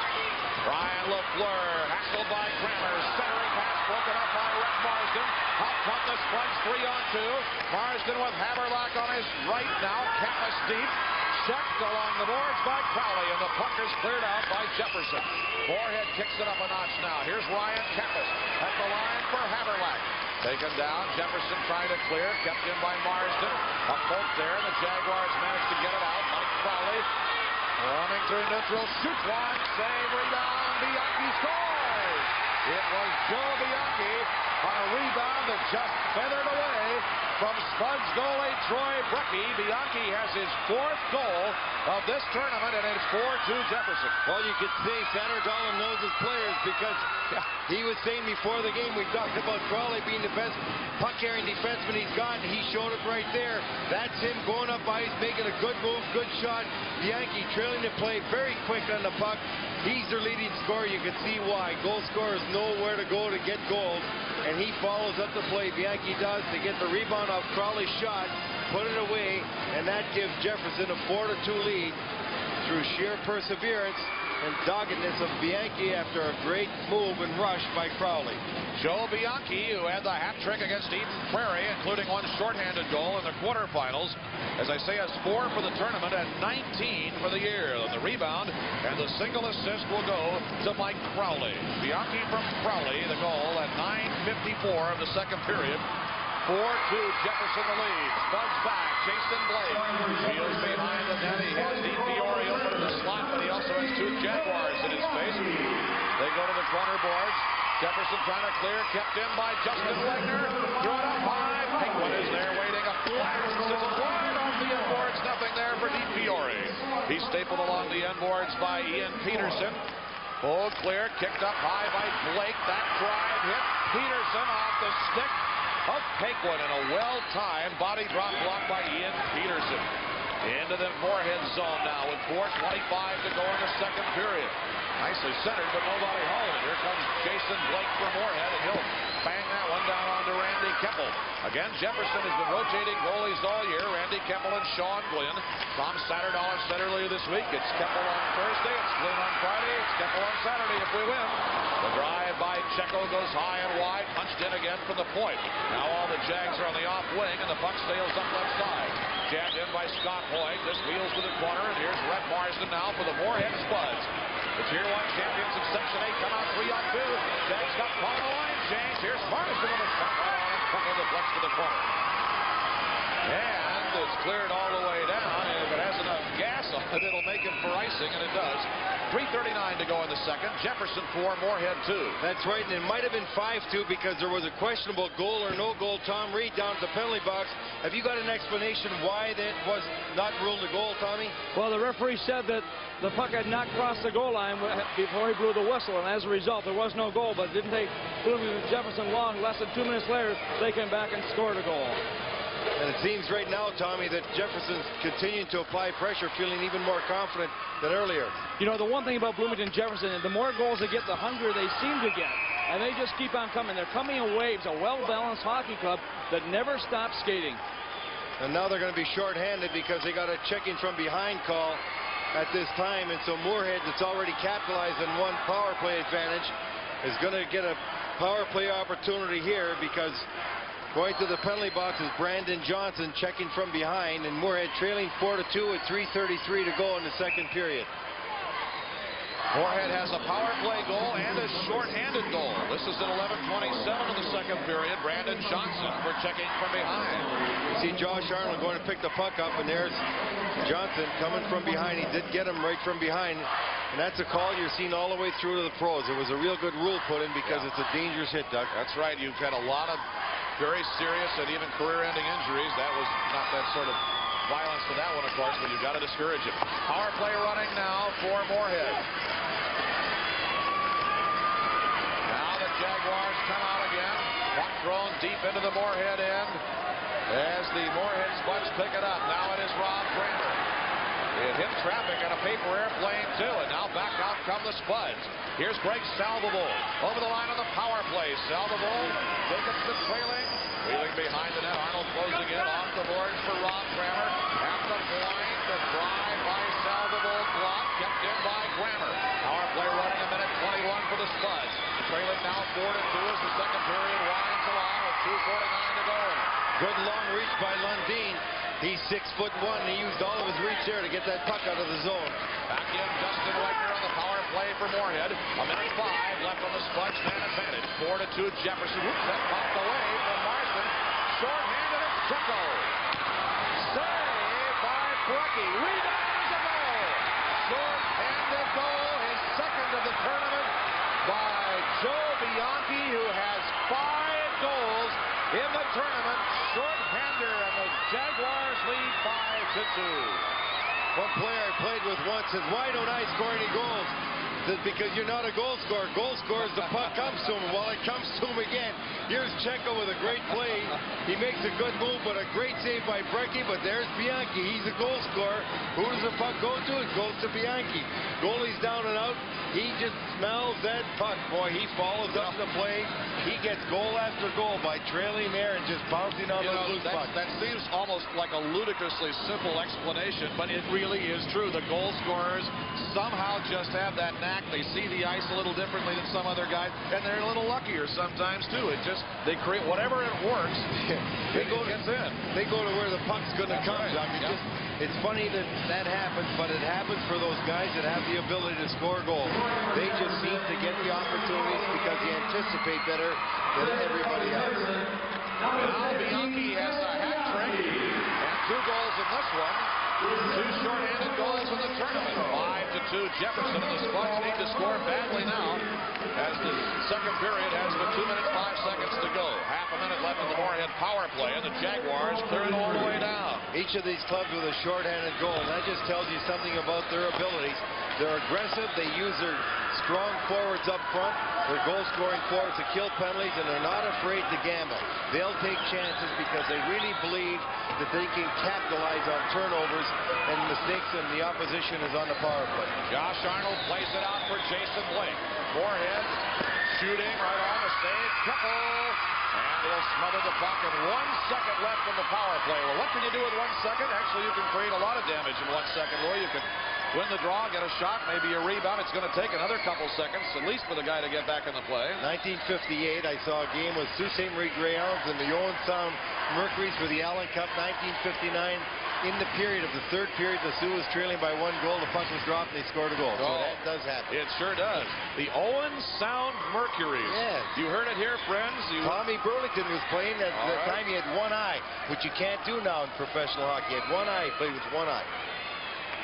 Stay with us. Yesterday we heard about the 300 Spartans, the French cavalry at Waterloo, the Picts, and now we turn Louis loose. That's the end of the power play, and Jefferson's at full strength. See, we try to make this an educational broadcast as well as good, solid entertainment. By golly, that's just our way of doing business. Haberlack, but now the other 15. Bianchi turns it away, and it feathers back down to the Moorhead end. Going to run out of gas there, and Justin Wegner will pick it up. Spuds come out of the zone, trailing now 5-2. Moorhead is in center, and here's Wegner with 2 head deeps. Over the wing boards, punched out again by Scott Boyd. Did not get it out of the zone. Wegner draws it. Wegner with a deep crease. Inside left point, last minute of play of the second period. It is pulled free by Matt Jones. 1-on-1 on Stafford. Jones backhand. It actually hissed his skate, and he could not get it away. Inside the point, Hoy bangs one wide of the net. They're trying to break a guy down there. That was Johnson, who actually smacked into Troy Brecky, the Moorhead goalie. 37 seconds remaining in the second period. Boy, this game is flying along. And a very entertaining game it is. If you're a Moorhead fan, you're getting a little bit white-knuckled here because it's a 3-goal spread, but that can turn around in a hurry. Behind the net is Moorhead goalie Troy Brecky, who had a 2.4 goals against on the season coming in. Dug away, Bianchi scores his second hat trick of the tournament. How do you like it? Joe Bianchi has 2 hat tricks in 3 games, and this is a pure hat. 9:54, 12:33, 14:46. It's a pure hat trick for Joe Bianchi, and it's 6-2. And he's congratulating the man that did all the work, Joe G. St. Hubert, behind the net, fighting off the Moorhead player, coming up with the puck, giving it to Bianchi. Bianchi, fortunately for him, he's on the right side of the net, left side when you're looking at it, and so he's got a 6-foot better angle to shoot for and hit that side. And Bianchi puts it away after a lot of work behind the net by Joe D. St. Hubert.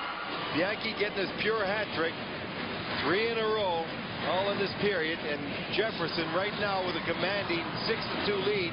14 seconds to go in the second period. Shots on goal, Jefferson out shooting Moorhead 21-12. And Jefferson did not have a shot on goal in the first 7 minutes of this period. Since that time, they've had 8. And they've been putting them by goaltender Brecky. pure hat trick it is for Joe Bianchi. Man, oh man, D. St. Hubert will get the other. Will get the only assist. 8 seconds to go in the second period. It is now 6-2 Jefferson. Jaguars springing free and drive by one lead. Knocked away. That's the end of the second period of play. And things are crashing along. The last time a player scored a pure hat trick in the championship game of the Minnesota High School Hockey Tournament was also the only time it happened. The year was 1951. The player was John Mayasich. That is the only other pure hat ever scored in the championship game of the high school hockey tournament. His dad's the assistant coach. Joe Bianchi is a happy guy. That is the end of the second period on our TCF scoreboard. It is Bloomington Jefferson 6, Moorhead 2. TCF scoreboard brought to you by TCF Bank. Banking the way you want it.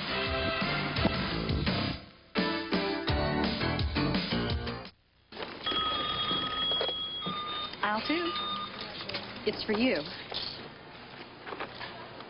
Hello? Mrs. Ward, this is TCF. Yeah? If you could change the way banks do business, what would you change? Put them in more convenient places? Such as? Right here at Cub Foods. And then you could be open 7 days a week.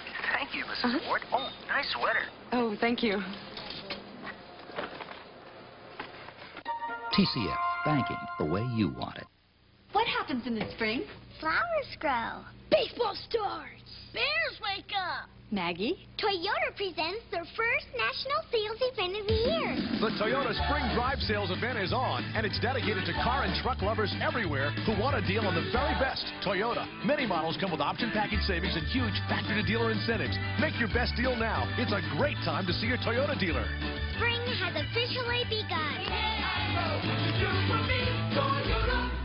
Don't worry, call the CarX man. My dad taught me everything I know about cars. He only got one thing wrong. He never told me to bring my car to CarX for brakes. I always went some other place. These guys are real pros. I get quality parts and a lifetime guarantee on my shoes and pads. I always went some other place. Dad, do you think you get expert work like this for so little at some other place? What other place? Rattle, rattle, thunder, clatter, boom, boom, boom. Don't worry, call the CarX man.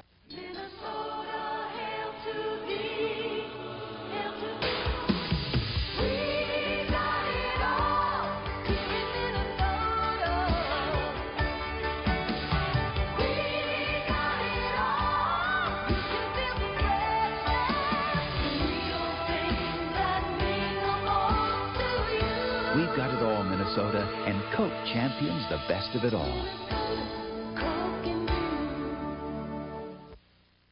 Welcome back to our exclusive Channel 9 Sports Update Center. I'm Perry Williams. I hope you're enjoying the Tier 1 championship game between Moorhead and Bloomington Jefferson. But now let's recap the scores from high school hockey in case you might have missed them. First of all, in Tier 2, Orono wins third place over Cambridge 6-2. And in overtime, Roosevelt over Matamidi by the score of 5-4. Now in Tier 1, there you see Blaine coming from behind to beat Cloquet 5-3. And in triple overtime, Apple Valley beat Hill Murray by the score of 5-4. But the first Tier 2 state champion crowned this afternoon. Greenway beating Rosemont 6-1. Here's how it sounded.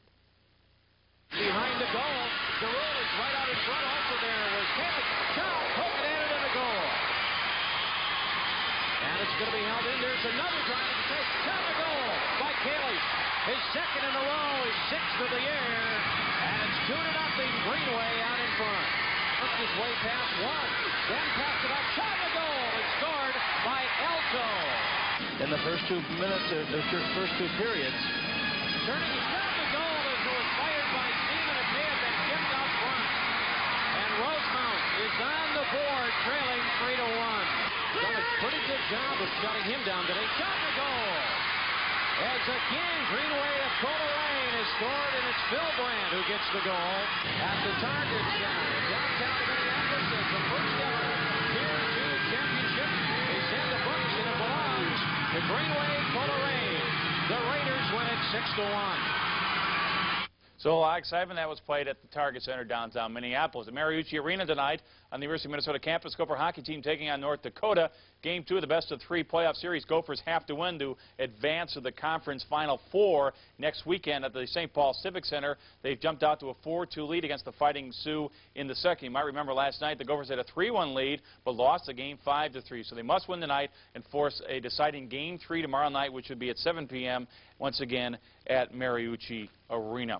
Let's talk about the Gopher basketball team, which closed out its Big Ten season with a loss to Ohio State today at Williams Arena. We'll check out the highlights of this one. Long afternoon for Clem Haskins, the last home game for senior center Bob Martin. Randy Carter coming up for the basket. This would be the closest the Gophers would be all day, and made it just 3-2 Ohio State. After that, all Buckeyes. Dazzling show by Jimmy Jackson off the 3-and-1 break. He had 26 points. Then Lawrence Funderburg coming up with a tough shot. Inside, the Buckeyes led by 24 at halftime, and they wrapped up the victory. The final score from Williams Arena, 94-63. Postseason bids come out tomorrow afternoon. Gophers obviously looking toward the NIT. The North Stars with a rare Saturday matinee game taking on Detroit this afternoon at the Met Center. Let's check out the highlights of this one. Bob Gainey and his team hoping to come up with a victory at home. And certainly the Stars came out smoking. First period, Shane Trula scoring his 4th of the season. A 1-0 lead. The packed house fired up on the fan-o-meter. The Stars outshooting Detroit 19-3 in the first period. Other goals in the day by Brian Bellows, Mike Madonna, and Dave Gagne. As the Stars did come up with the victory. 4-1, the final score. They will play Buffalo Tuesday night. Once again, that will be at the Met Sports Center in Bloomington. The Minnesota Timberwolves playing Phoenix tomorrow afternoon at Target Center. The Wolves lost to Washington last night, 118-115. Exhibition baseball today. The Twins taking on St. Louis at the Lee County Sports Complex in Fort Myers, Florida. Bottom of the 3rd, Gene Larkin, the double down the left field line, scores Greg Gagne. 1-0, the 5th RBI this spring for Larkin. Then Chili Davis with the bouncing single up the middle, and it will score Larkin to make it 2-0. Scott Erickson pitched 4 scoreless innings to pick up the victory. Look at the final score. The Twins win at 5-4. They'll have the rematch tomorrow afternoon. Twins and Cardinals. This time it will be played in St. Petersburg. That is our sports update for now. I'm Perry Williams. More high school hockey action coming your way live from the St. Paul Civic Center. You've seen them at the auto show. Over 344 new cars and trucks, but only one dealer can offer you 5 of the top 10 sellers. Your Ford dealer, like Ford Escort, America's best-selling small car for the 11th consecutive year. Right now, buy a new 92 Ford Escort and get up to $744 in option package savings. Plus, for a limited time, get low 2.9 financing for 48 months or up to $750 cash back. You wanted a good reason to buy American? Your Ford dealer has 5 good reasons. Test drive one today.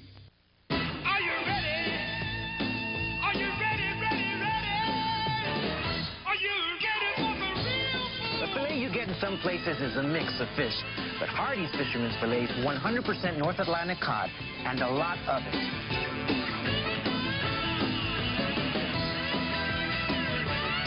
Right now, I'll give you Hardee's Fisherman's Fillet sandwich with fries for just $1.99. Are you ready for some real food? Hardee's.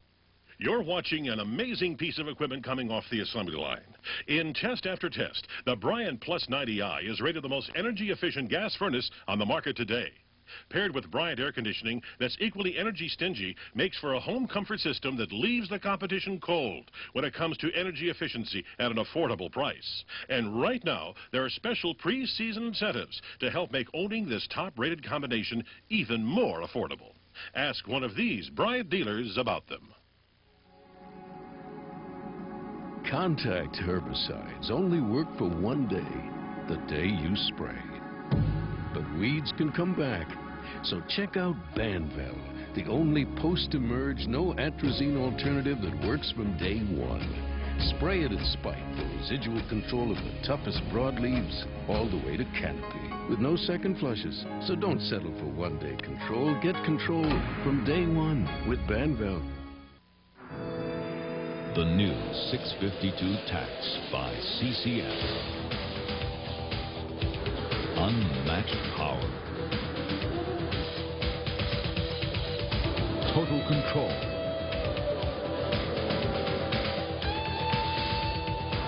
Awesome response. 652 Tax by CCF. turn on the power. Looking very much like Jefferson now. We've got 1 period to go in the state Tier 1 championship game, and the Jaguars lead the Moorhead Spuds 6-2, getting it rolling on that Tony Bianchi hat trick in the second period.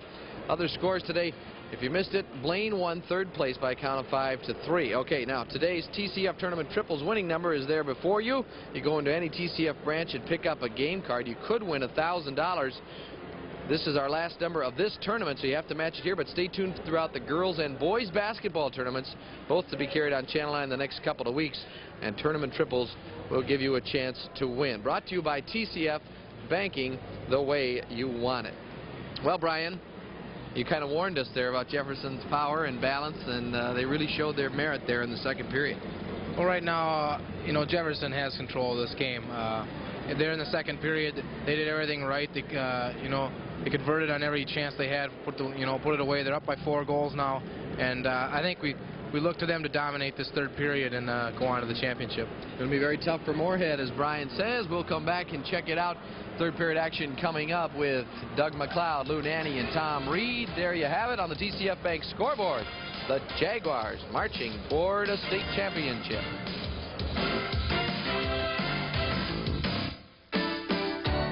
How much most stores charge for video games. This is how much we charge. Funcoland. More video games than anybody else at half the price. This is how most stores feel about letting you try their video games. This is how we feel. Funcoland. More video games than anybody else at half the price. This is how most stores feel about buying your old video games. This is how we feel. Funcoland. More video games than anybody else at half the price. How do I know where to get my brakes done right? Come to Midas. You get a lot of value for the price, and you get something else. Peace of mind. Knowing you get a thorough inspection by Midas-trained experts and a written estimate up front. Knowing every brake shoe and pad is guaranteed for as long as you own your car. And knowing the job will be done right. When it comes to brakes, nobody beats Midas. Nobody. Now you can get $10 per axle off. Quality Midas brake service. He begins his dive. Yes, a perfect 10. If you want a truck that's the fastest, if you want a truck that's the newest, if you want a truck that's the best looking, see your Viking Land GMC truck dealer. If you want a truck that's affordable, if you want an all-wheel drive family van, if you want cash back up to $1,000 or finance rates as low as 6.9%, then be sure to see your Viking Land GMC truck dealers today. Now, here's another great moment from past tournament action. Troy Kuzia, junior wing for Grand Rapids, gave this outstanding performance to open the scoring on a surprise goal during the 1990 championship game between Grand Rapids and Roseau. These great clips are sponsored by Great Clips for Hair. Come into one of the 56 Minneapolis-St. Paul Great Clips. For the one nearest you, call the connection at 922-9000.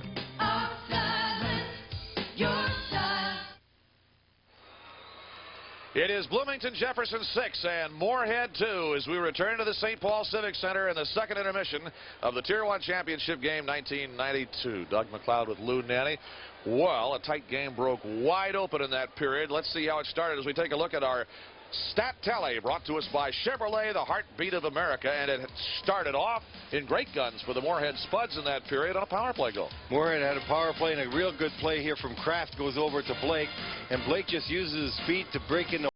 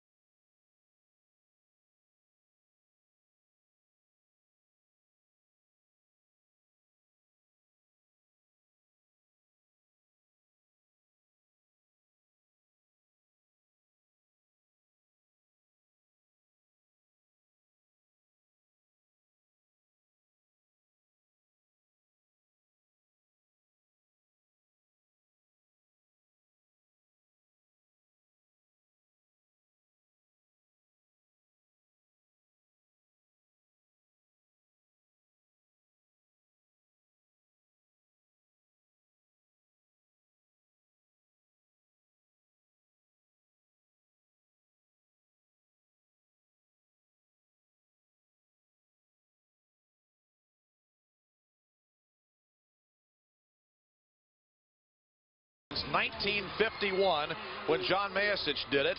For the Epaulets Golden Bears, it is also the fastest of all time. It took just under 5 minutes. The one by Mayasich took over 13 minutes. That was in the days of 12-minute periods. And so congratulations to Joe Bianchi. Mayasich went on, got another goal, and had 4. Well, you know, as one of our sponsors is TCF Bank. We're glad to have them with us. They've had all sorts of people tell their story over the years. We're going to take a look. We're going to go back and do a little television history now at a guy that may look vaguely familiar to you. Television commercials. I probably had more hair, if that's what you... Hello, is this Lurtzema? Bob Lurtzema? Hi, Bob, this is Lou Nanny. Not Lou Who, Lou Nanny of the North Stars. You know the North Stars. You don't? Lou Nanny, Twin City Federal. Yep, that Lou Nanny. Look, Bob, I'm going to be doing some commercials for Twin City Federal, and I thought you just might be able to help me out. No, I don't want to use your format. I'm not a bench warmer. I'm a starter. Hey, sorry about that. I really am sorry. I need help. I need some good lines for Twin City Federal. It's the leader in savings. Good point. People made it the leader? That's a super recommendation. You've got to be pleasing people to be the leader. Gee, thanks, Rick. Well, I don't know how much more of that you want to see. What a hairy guy. Oh, the good old days. We saw a lot of alerts in that one, too. Longing for well, you saw the best part of alerts in that one. We have quite a collection of them. We didn't have time to show you any more, but there were several more. He actually was on one of them. So there's a TV blast from the past for you. Probably best deserves buried up again. Oh, yes. Now we're underway with the third period. It is Bloomington Jefferson 6 and Moorhead 2. And back out now come the Jefferson Jaguars as it's poked into the Moorhead zone. And go right back at it again. Well, the next goal, obviously, has got to be Moorhead's for this to have a chance for the Spuds to pull this thing off. Down by 4 now. Goal a little bit over every 3.5 minutes.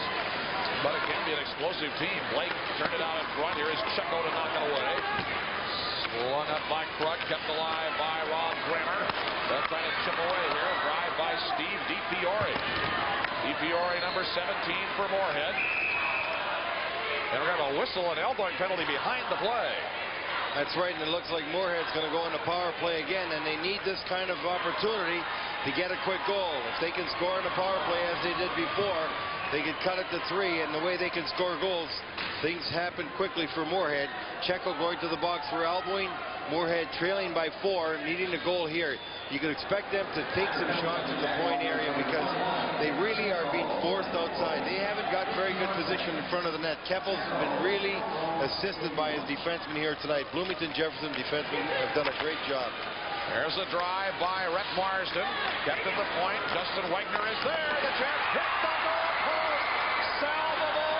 Flag one off the post. Oh, baby, at 11 seconds of the power play. Now it has 1:43 to run, and Jefferson clears the zone. The Spuds tonight are 1 for 2 and have a shorthanded goal against in their power play effort. This is number 3. Salvable thought he had that when he had his arms in the air. He had the goaltender beat, but he just hit the pipe right on. And the Jags again clear the puck all the way down. Jefferson's penalty kill has allowed 6 goals in 83 tries. It's about 6% is the opposing power play number, or 94% kill for Jefferson. Josh Arnold on the power play for Moorhead for 1:05. Down and up and dogged by Brian LaFleur. Taken down again. LaFleur belted off it there, but here's Jefferson's Mike Crowley out of the corner, and he slams it out to neutral. And there again, Jefferson coming up with the puck behind the net. They continue to win those battles. That eliminates all the pressure that Moorhead could put on them. Grammer taken off it. Matt Jones shorthanded for Jefferson. They'll try and go on that big high weave and kill some time, and that killed 12 seconds right there. Now half a minute to go in the Moorhead power play. Spuds with the puck. Here they come. This is Jason Blake. Blocked by Hoig. The 217s now to the right. Grammer shoots. Save. Rebound is there. And so eventually is Randy Keppel, as he got a little help from his friends and everybody piling on, particularly Louis Paquin. Well, if you see the goaltender's view, you'll see he had it all clear, and that's because his defensemen were helping him out. Grammer gets a shot from the point. Keppel's already down, but he sees the puck all the way. As the puck moves over to the right point to Grammer, he shoots the puck, and right there, seeing front all clear, he had perfect vision of the puck, and then he just pounces on it to make sure no rebound, because Paquin and Kraft were coming real quickly on that puck. Oh, but earlier. Oh, here's this one right off the pipe by Salvovo. Got the goalie beat. Oh, almost hit the other pipe. That's right. Hits the inside of the pipe, goes across, just missed the far pipe and going in. Oh, man. You can hear the groan from the Red River all the way here. 10 seconds left in the power play, but they're going to have to put it now right back in the Moorhead zone. Well, they're calling an intentional offside. Terry Cullen wasn't too happy with that because actually Wagner just tried to keep the puck ahead. It looked like Jefferson was going to have a breakaway. Wagner turned and just spun and hit it.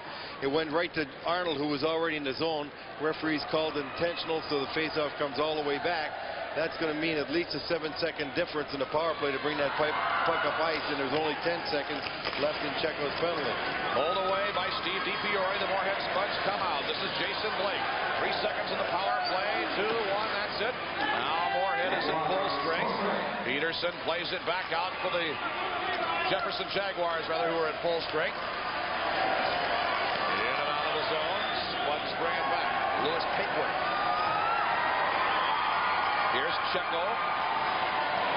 Behind the net, DiFiore nearly was able to get it. Jefferson keeps things alive in its own zone. This is Corey Peterson. Up the wing. Off free, and a chance now to Lewis Paquin. Slid it in. Off a skate. Paquin shoots. He scores. Lewis Paquin had about 3 tries from different angles there, but he dangled around and was in the right place at the right time. Full strength it is.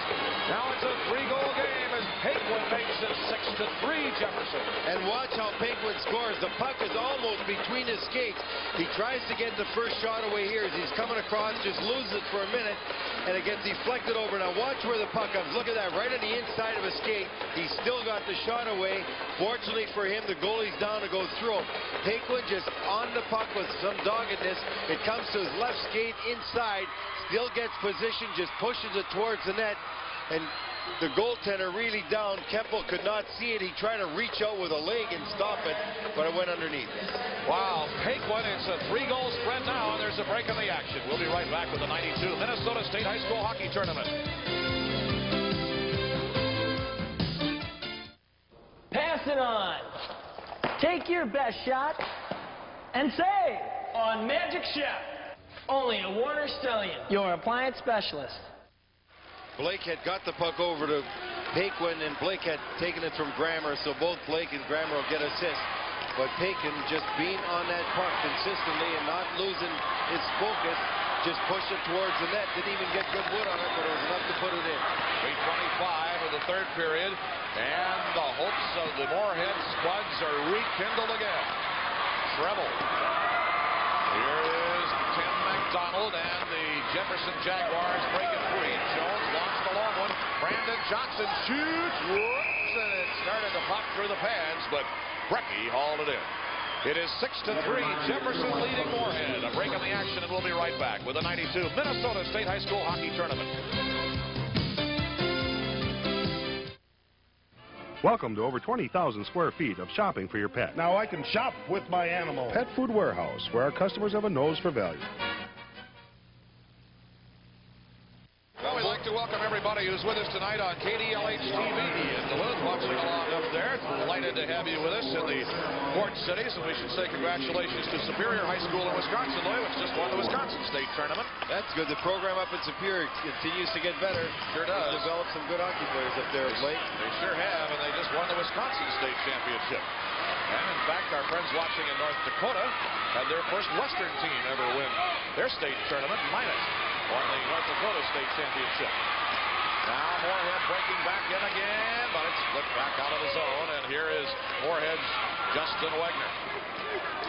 10:39 to go. It is 6-3. Jefferson leading Moorhead in the 92 Tier 1 championship game. These teams are playing for what at this age is the most coveted piece of hardware in hockey. This is knocked up. It actually hit Wagner right in the helmet. And pulled free, but DiFiore could not hold it in the zone. Jefferson's defense loves to go defense to defense coming out of the zone, and they really are getting away with it quite a bit. The forecheck of Moorhead is coming at the one puck area.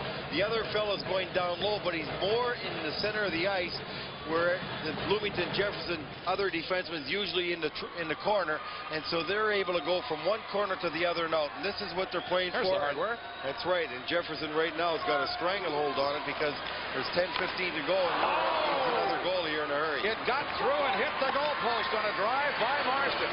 Now Jefferson comes out again. How many pipe shots do you want in a frustrating game? I think the Moorhead fan is saying 2 is fine. 2's enough. 2 enough for a lifetime.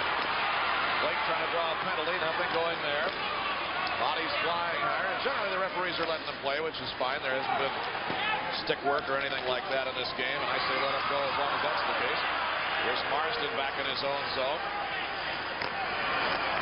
Talking about Minot winning the North Dakota State Championship. North Dakota, Minnesota Mr. Hockey Awards will be announced tomorrow. One of the candidates is Brian Bond, who's been with us. Here's a backhand that's tapped free by Krug. North Dakota award was just won by Tony Gasparini, Grand Forks goalie, the son of Gino Gasparini, the head coach at North Dakota. They beat the Gophers last night. Gophers were leading tonight. Somebody had a rather dry joke when they made the award. They said, congratulations, Tony, you've won more games than your old man. Here's the drive that goes high and wide for Checo. Gino told that story, see, so I feel free to repeat it. 9:08 to go in the third period. It's Jefferson 6 and Moorhead 3. This is High School Hockey 92, live from the St. Paul Civic Center.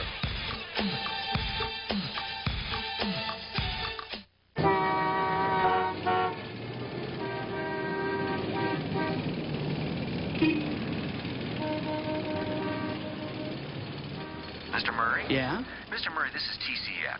If you could change the way banks do business, what would you change? Maybe make it easier for people to get a loan. How would you do that? Maybe let people apply by phone instead of coming in. And how much do you need, Mr. Murray? Jeez, TCF, banking the way you want it. Jefferson missed an opportunity to increase their lead. Pankratz coming up with the puck along the boards again to Checo. Checo making a nifty move and just getting a good shot away. It looked like Brecky just got the glove on it at the last second, but a fine play by Pankratz and a better one by Checo to get a good opportunity.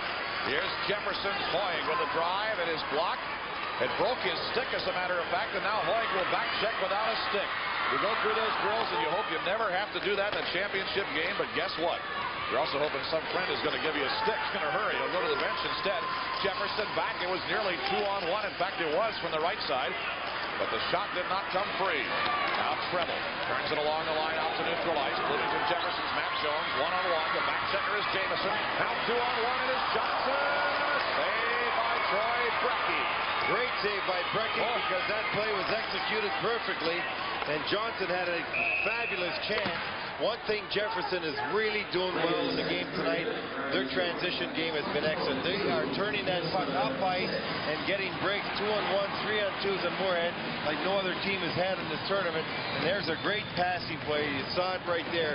Johnson finishing off after a pass from Jones, and Brecky making as good a save as he's made all night. Boy, oh boy, and that was a solid one, too. 8:26 to go, 6-3. Jefferson leads. Here's Bianchi, who has a pure hat trick in the game already. For the draw against Josh Arnold. They crash right there again. And again, Troy Brecky makes the save. Now 8:23 to go in the third with a score. Bloomington Jefferson 6, Moorhead 3. This is High School Hockey 92, live from the St. Paul Civic Center.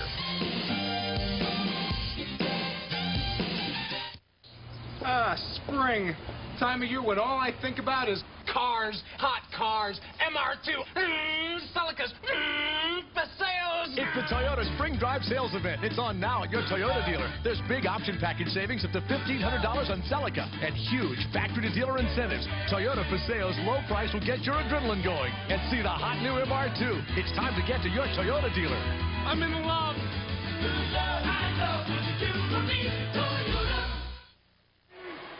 Win a face-off cleanly, and your team can get a good chance, and that's what happens right here. Right off the draw, when Bianchi wins the face-off, Lundin gets a fabulous shot and goal. Brecky makes a save, almost loses it, He lost the vision of it, and he fell back on it to get the face-off. 8:23 to go in the third. It is Bloomington Jefferson 6, Moorhead 3. Carefully positioning the face-off. Arnold wins the draw from Bianchi, and the Spuds have the puck. Here's Rob Kramer. Looked up with man on the puck. He's got it there. If he did but know it, it is somewhere in his skate, and now Josh Arnold will come to help him and play it away. Salvold down the wing. Moorhead's doing everything to try and get around Mike Crowley, who would not let him in. Tim Jacobson played it away, kept alive by Kramer. The Spuds are there. Here's Josh Arnold, but it's snapped clear to neutral ice. St. Hubert now pumped ahead by Lafleur. And we'll have icing on the Jaguars.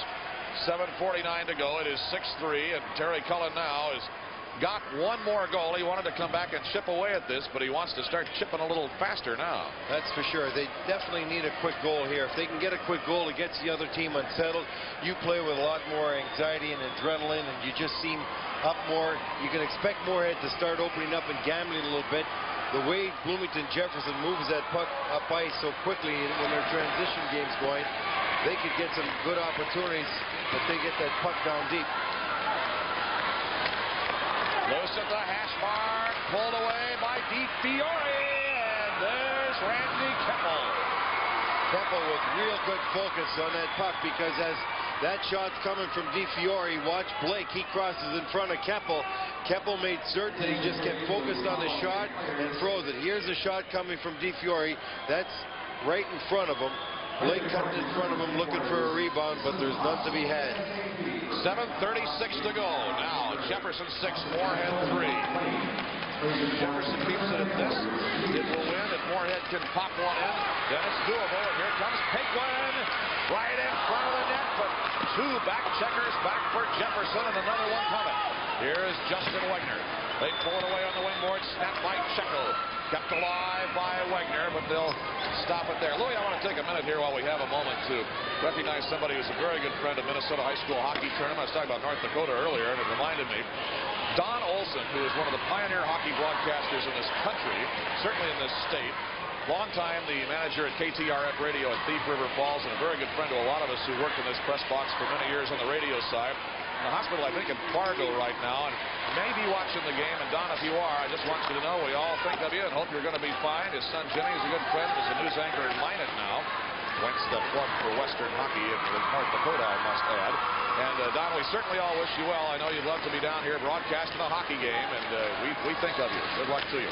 Here's the puck at neutral ice now as it's fired back into the Jefferson zone. Kept alive at the left point now. Kappas turned back out. It's 2-on-1 for Jefferson. Johnson's pass misfired on the way to McDonald, and they'll blow it down there. 6:39 to go. Jefferson 6, Moorhead 3. This is High School Hockey 92, live from the St. Paul Civic Center. You're watching an amazing piece of equipment coming off the assembly line. In test after test, the Bryant Plus 90i is rated the most energy-efficient gas furnace on the market today. Paired with Bryant air conditioning that's equally energy stingy, makes for a home comfort system that leaves the competition cold when it comes to energy efficiency at an affordable price. And right now, there are special pre-season incentives to help make owning this top-rated combination even more affordable. Ask one of these Bryant dealers about them. Well, with Marsden getting a penalty for checking from behind, Tommy, and the clock running down, do you think Moorhead's going to still gamble quite a bit on this man disadvantage that they're facing? Louis, I don't think they have any choice. They're behind by quite a bit right now. They can't afford just to sit back and try and just kill off a penalty. They've got to take some chances. They scored the shorthanded goal early on in this hockey game. That's what they have to do right now. 8:21, Marsden for checking from behind. And the Jefferson Jaguars on the power play go to the side of the net. This is their third man advantage, unsuccessful in two previous tries, as they were against Cloquet when they finally scored a power play goal that did the job later on. Jaguars are now 3 for 9 in the state tournament with a shorthanded goal against. Bianchi, who has a pure hat trick, leaves it for Lundin, and the drive feathers wide off the equipment of Brecky. Kept inside the point. This is Crowley waiting, lining them up. Bianchi's floating in. Here's a drive on the left side from Treble block. Treble throws it along the end boards. Shipped away by Jones. Bianchi popped there by Greg Salvold.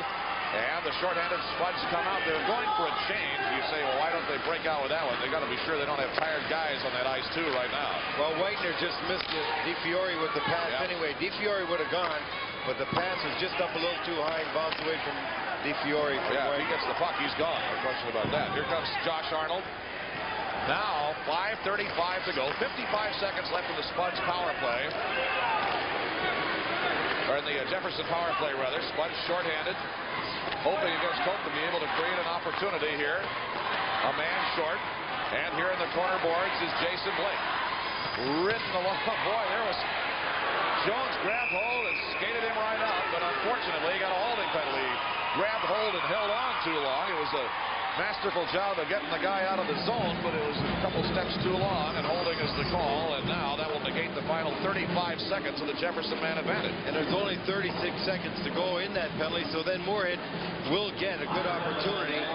With that power play advantage coming to them, they'll have almost a minute and a half going to power play. They need another goal. They got to get it quickly. Lafleur's going off for holding.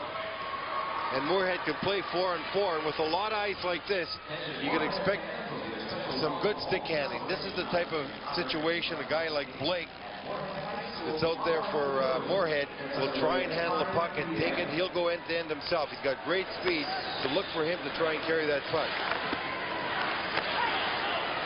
In the neutral zone, here's Moorhead. Each team is a man short. The puck on the stick of Anderson. Pankratz. Some people are actually leaving the building, which is kind of hard to believe in a championship game, but a lot of traffic, I guess. Jason Blake will stay. Blake goes to the corner boards, flings it off there beside the Jefferson net. The long banker out. Opgran was fishing for it, but Pankratz got there. I'll tell you, Joe Pankratz has been along the boards and in the corners this whole tournament. Here he comes to the net, screwed off it by Opgran, and that's a penalty. Well, that's going to be a holding call, and as you said, Doug, Pankratz has been owning the boards all night long, and he did it there. He comes up off the boards with the puck, and then he uses good speed and drives for the net. Look at how he got that leg out to fight the check off, and because he was in good position, when you got that leg out and you're leaning in, you're tough to break down, and the only way they're going to bring you down is what was taking place there when Opgran just pulled him down. So now the clock on the side of Jefferson, the manpower advantage going to be on the side of Jefferson after the penalty's up, and I'll tell you right now, Moorhead's going to have to gamble quite a bit. There's only 4:35 to go. They're trailing by 3. They got to take some chances here. Right now it is 4-on-4 for a minute 17, and then the power play goes to Jefferson. Here comes Moorhead. Arnold with each team a man short. The shot deflected by the back checker, the opposite number 5, Mike Crowley, and that's up and out of play. One thing Jefferson's done much better than Moorhead tonight, they drive to the net better. And they do that, they're bigger and stronger, they can get position. When Moorhead's trying to drive to the net on Jefferson, the defenseman from Jefferson, they've got some guys back there with real big size. Koig and Treble, Anderson, they've all got some good size, and they just take those people and push them to the outside. They let Keppel see the puck, and they've just kept the lanes in the middle of Keppel wide open. 4 minutes, 23 seconds to go, at least in the third period, and right now, Jefferson with a 3-goal lead, 6-3. 1 minute, 9 seconds remaining in 4-on-4 hockey, and then Bloomington Jefferson goes on the power play. The drive by Salvold was sticked away by Randy Keppel. Now away comes Bianchi. It's 3-on-2 for Jefferson at neutral ice. Johnson leaning, or rather that was Lundin. Pulled away behind the net, it is Rhett Marsden. Up the inboards, Arnold is there. The slice to neutral, turn back. Here comes Jefferson's Mike Crowley. Softly over. They'll wait to get everybody back on the ice here. They'll dump it in and do a change. We're 37 seconds away from a brief Bloomington Jefferson power play. An offside pass thrown from Marsden to Salvold. Tom, you're sitting in the penalty box with one of the defensemen of Jefferson, Lafleur. Have they been saying anything? Do they feel real confident at this time? I can tell you right now, there's lots of smiles down here. They know they've got a very comfortable lead. They have not let up at all. All the players are talking. They're coming over here each saying individually, okay, here's what we have to do. Go back in the zone. If the puck's there when you come out of the box, otherwise go back over to the bench. But they are talking back and forth. You can hear the communication down here, and you know what's helping. How about those defensemen of Jefferson? You notice the way they're taking the man out for Moorhead. Are they just physically that much stronger than the Moorhead forwards?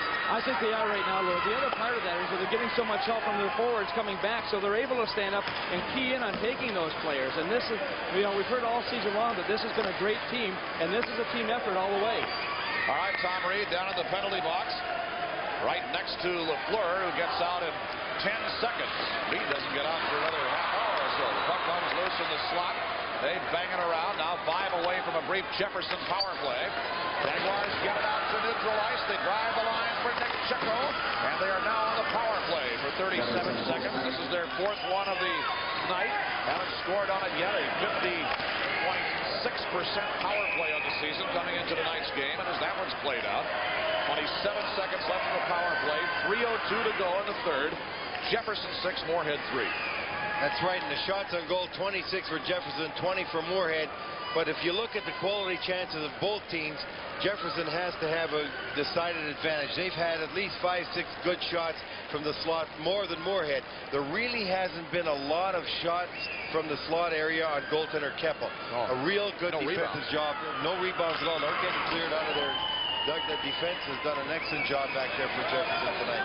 And again, we're not picking one team over another. We're just mentioning one thing you've noticed particularly we have through the tournament. Always a couple guys back to help the goalie there for Jefferson. He's never alone or seldom by himself. And even if there was a rebound, you're going to get it cleared out.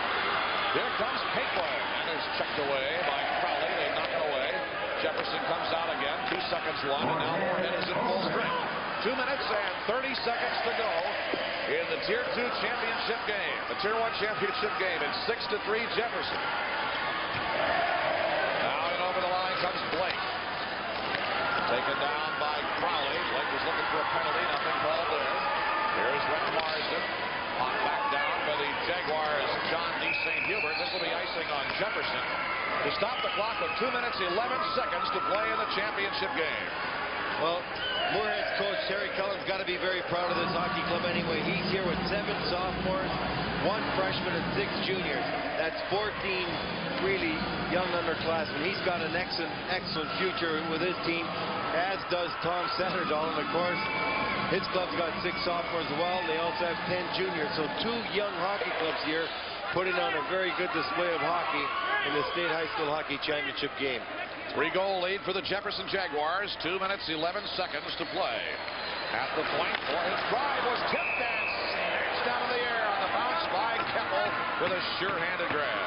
Geez, and both defensemen there, Treble and his partner Hoyt, just clears the sides away, and Keppel makes a save, and that quick glove goes right up.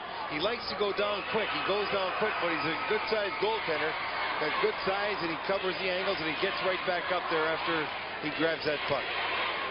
2:07 to go. The draw to the left of the goal. Johnson. A drive by Salvavold. Cleared out by the Jaguars. Matt Jones. Now here is Brandon Johnson. Center broken up by Rhett Marsden, number 11 of the Moorhead Spuds. Along the inboards it is Tim McDonald. Down, pulled away from Johnson by Josh Arnold. Out comes Moorhead. Arnold with 2 men in front of him. Cutting across the line at the blue line. Just onside. Threading, firing, save by Tremble. And boy, oh boy, what an end-to-end rush by Josh Arnold. Dancing through a defensive minefield there. Arnold, a very clever centerman. He's a real good puck handler. Great hands. And he just steps here, steps there, and he just seems to slide by people. He gets in good position for a backhand shot, but the save's made. You see Keppel, he's already down, but he grabs it with his glove. He loves to use his glove. He goes down a little quick, but he uses his glove very well, and he just snaps that puck out of there. Doesn't leave any rebounds. This is the 8th trip to the state tournament for Bloomington Jefferson. The Jaguars have won the title twice in 1981 and 1989. Had a couple third-place trophies in there. No icing here. Play goes on. 90 seconds to go. Bloomington Jefferson 6, Moorhead 3. The Spuds started chipping away at this on a goal by Lewis Paquin at 3:25 of the period, but have not been able to get anything else in. Now back they go. Turned into the corner it goes. Marsden fires, deflected off the equipment of Peterson. Popped back down to the corner. Hoig is there. checked by Peterson and taken down in the corner. Dusty Anderson is on now for Jefferson. Jaguars clear. Pancratz cannot get it out. Last minute of play in the game. 6-3. Jefferson coming back 2-on-3. Nick Checo is there, floating front to the slot. Here's Pancratz trying to get around Grammer. It feathers through the goal crease, and they go to the corner. Justin Wegner, and that is snapped out of play, and now 44 seconds remaining. And the hopes of the Moorhead Spuds are pretty well shot now as the Jefferson Jaguars, a very young team, have come on to do it here. And a smiling Tom Satterdahl has just about figured he's got his third championship locked up here. Well, you can't blame him. He's been coaching there for 19 years. And I'll tell you, he's got the feel that he's really got the makings of a superior hockey club here. This team being so young, yet being so good and having so much depth and talent, he has got the feel that he's got a couple more years to be coming back here. And they really check very well for a young team. That's the most impressive thing about the hockey club. It's not like they got one outstanding individual or another. They're well balanced and they do all the little things right. They work hard, they're quick, and they love to check. They check real well. The Jefferson band is counting down from 30 seconds at the moment. Right now it's 21 seconds left in the game. Moorhead's Justin Wegner is there. That goes to the corner. Salvador crashing in, blasted to the boards by Brian LaFleur. 13 seconds remaining in the game. High puck battled down at the point by Joel Jamieson. Here on the right side is Salvador. Fires it behind the net. 3 seconds to go. Last drive is blocked. And the Bloomington Jefferson Jaguars have the hardware. Here it goes on their 8th trip to the Minnesota High School Hockey Tournament. The Jefferson Jaguars. Tom Satterdahl, John Bianchi, his longtime assistant, celebrating, have won their 3rd Minnesota High School Hockey Tournament championship and the first ever of the newly designated Tier 1. The final score is Bloomington Jefferson 6 and Moorhead 3. The only goal of the period scored by the Moorhead Spuds at 3:25. But the Jefferson Jaguars are the 1992 Tier 1 champions of the Minnesota High School Hockey Tournament. Well, they played a superior game. It was a real fast-paced game. Both clubs have speed. They got quickness. I think Jefferson had a little more size and strength, and that was a telling factor. If there was one really noticeable difference, it was the strength in front of the net of the Bloomington Jefferson Hockey Club versus the Moorhead team. Bloomington Jefferson is a tenacious, checking hockey club and a team that uses its body very well. They make contact with the people. They're not shying away at any time. They play right through the man. They know it's a part of the game, and the people that have the size and strength use it effectively. They play it clean, but they play it smart. They make certain that their goaltender can see pucks, they clear rebounds, and they always keep certain that they can come up with the pucks along the boards. The final, the Jefferson Jaguars 6, the Moorhead Spuds 3. The fastest pure hat trick in high school hockey history was scored here tonight by Joe Bianchi, only the second one ever. Let's go down now to Tom Reed with a happy Joe Bianchi. Tommy? Oh, thanks very much, and we are with the state champions right now. One of the guys who made it happen, the sophomore center, Bloomington Jefferson, Joe Bianchi. And Joe, I guess first of all, right now you have to look at the team victory. What you did personally is secondary to what this team has done here tonight. It's amazing. We've done it as a team all year, and we finally did it. I can't believe it. Joe, tell us a little bit about the hat trick. A pure hat trick for you in a matter of 4 minutes and 52 seconds. You broke a record held by Butsy Erickson, 11 minutes, a little over 11 minutes heated in. 2 hat tricks in this tournament. Obviously, the timing was right for you. Yeah, I don't know. The puck just came out, and I shot in net last night in that Cloquet game. I hit the crossbar. I guess I was due tonight. In the first game, I don't know. I didn't score against Kennedy. I scored a few other games in the semis, but I don't know. Things were happening. My teammates really helped me out. They did all the work. I was just garbage, man. Joe, the one thing we've heard so much about this year is the fact that Bloomington Jefferson has been such a great team. Not the individual player. They never seem to want to promote that. What they want to do is promote the team, and your coach has done that, and I can tell by the smile on his face and everybody else's that this really has been a team all season long. Yes, it has. If you notice that our stats don't be as higher than 50 points or whatever, we're balanced scoring. We do it as a team. There's no individual out here. 2 hat tricks in this. Any reason why the big reason for the success of your shots going in all the time? Luck. That's all I have to say. Well, that's good luck, not bad luck. Congratulations. And with us right now is also the winning coach, a 3rd title for Bloomington Jefferson, and this man has made it happen. Tom Satterdall, you have to be proud of these fellas right now. Yes, we are. Tom is great. It's just the greatest thing. It's a new group of kids. They deserve it. What a great kid. Tom, let's go back to last night. A very tough game against Cloquet, but your team never lost their composure. I said to you before the game that it looked like the guys never, ever gave up. They always knew and had it focused in their mind that this is where they wanted to be. Yep, that's right. This group of kids had so much pressure to start the season down. You remember, we were ranked #1 with 5 seniors. And they were under so much pressure, and they had a job to do, and they were focused, and they did it. They're just a great job. If you could pick out 1 or 2 points about this, about the success, what would you say they were? Together. They worked together. They could care less who's the hero. I mean, all you have to do is look at our standings. We have nobody. In the Lake Conference red scoring, we had no one in the top 10. But we had a bunch of guys with 20 points or so. And that's what it takes, a bunch of guys working together. Well, congratulations. A big smile once again like there was last night. We certainly congratulate from everybody here at Channel 9. Thank you, Tom. Tom Satterdall, the coach of Bloomington Jefferson, the state champions in 1992. Let's go back upstairs. All right, Tom Reed, a happy guy. You know, you can't win it too many times in your life.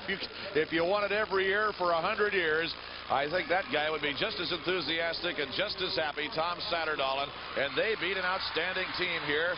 The Moorhead Spuds, coached by the Minnesota High School Hockey Association choice as 1992 Coach of the Year, Terry Cullen. Final score, the Bloomington Jefferson Jaguars 6, the Moorhead Spuds 3. Now we'll join the public address announcer, Dick Stanford, for the awards. Ryan Kappas.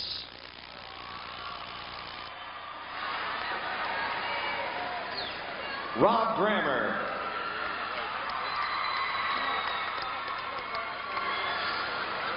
Thad Stafford.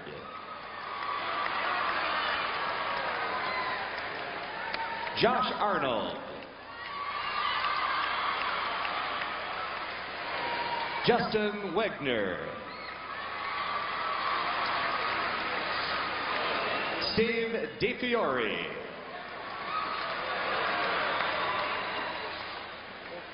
Jim Jacobson. Bill Upgrand. Brett Marston. Eric Steen. Joel Jameson. Brent Knudsen. John Haberlock. Greg Salvavold. Jason Blake. Kurt Dwyer. Ryan Kraft. Louis Penguin. Troy Brecky. Student manager Dan Frisch.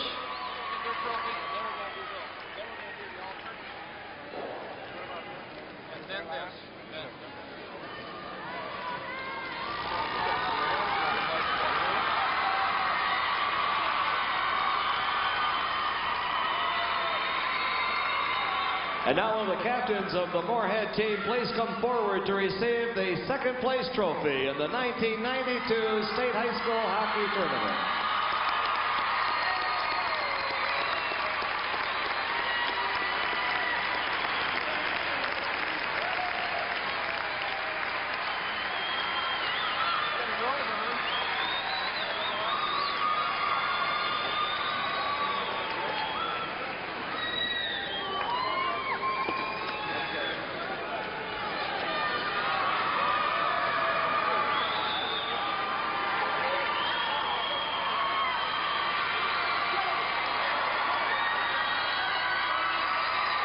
The Minnesota State High School League is pleased to sponsor a sportsmanship award for the state Tier 1 hockey tournament.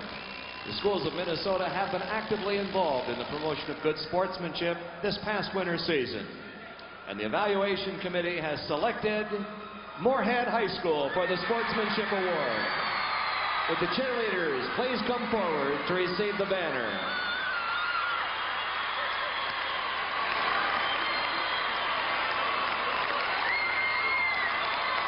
Moorhead High School Sportsmanship Award Hockey 1992. At this time, we would like to present to you the First Banks All-Tournament team.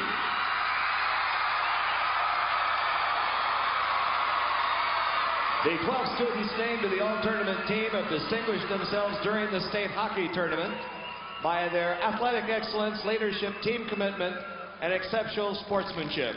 Recipients of the award were elected by the vote of sports writers and sportscasters covering the Tier 1 hockey tournament. Ballots included the names of all students competing in the tournament. Presenting the trophies for the All-Tournament Team Award at center ice are Kevin Zank, President of First Banks Lakewood, and Tom Madden, First Banks District President. And now, the 1992 Tier 1 Hockey All-Tournament Team.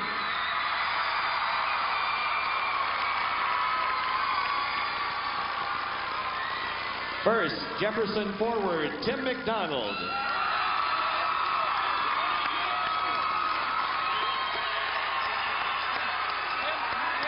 Jefferson defenseman Dan Treble.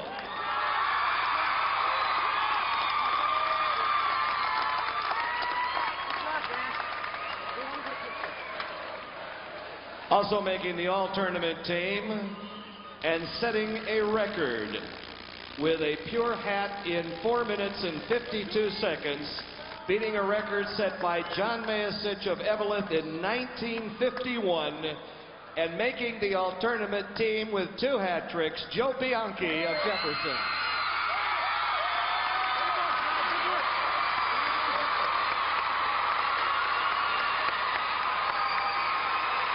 Mike O'Connell from Apple Valley.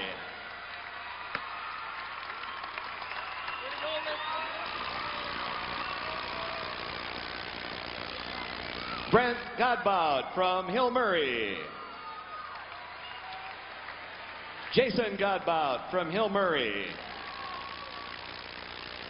Brad Chartier from Cloquet.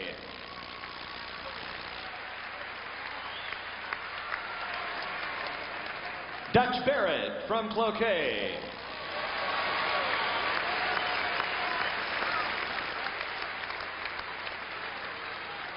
John Hillman from Blaine.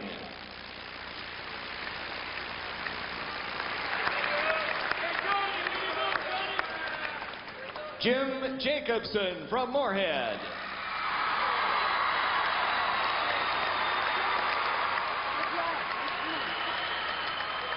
Jason Blake from Moorhead.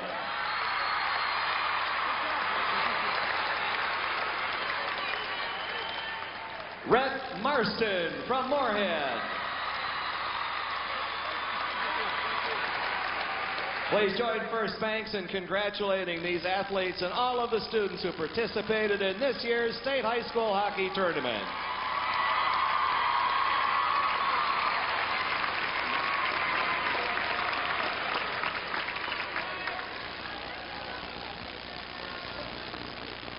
Several hours ago, they were the champions of Section 5. They are now the 1992 State High School Hockey Champions, Bloomington Jefferson.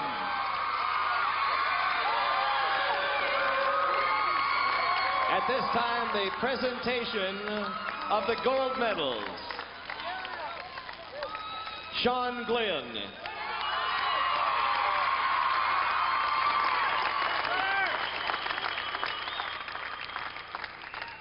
Corey Peterson.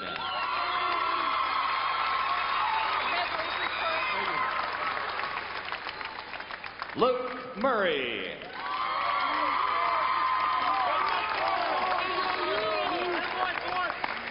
Tim Krug.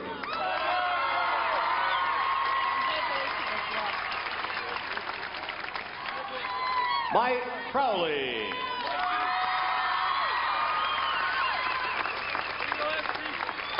Joe Pankratz.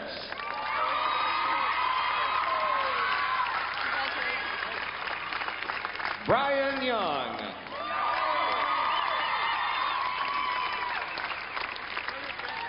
Matt Jones. Brian LaFleur.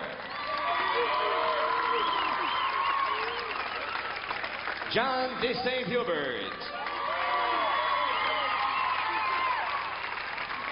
Ian Peterson. Tim McDonald.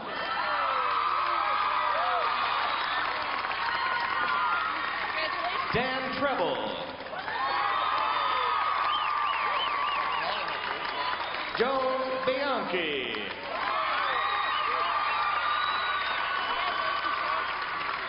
Brandon Johnson.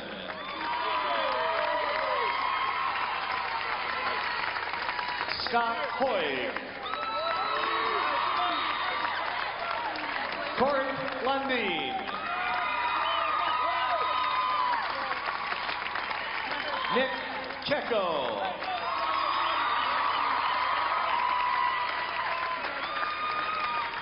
Dusty Anderson.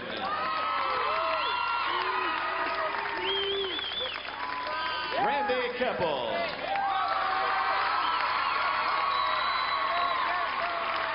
Student managers Jeff Anderson and Jake Fokoff.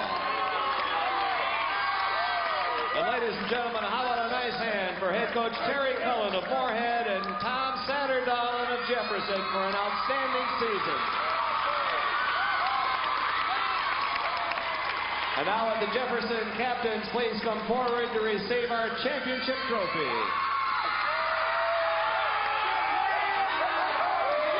Bloomington Jefferson, 1992 state hockey champions.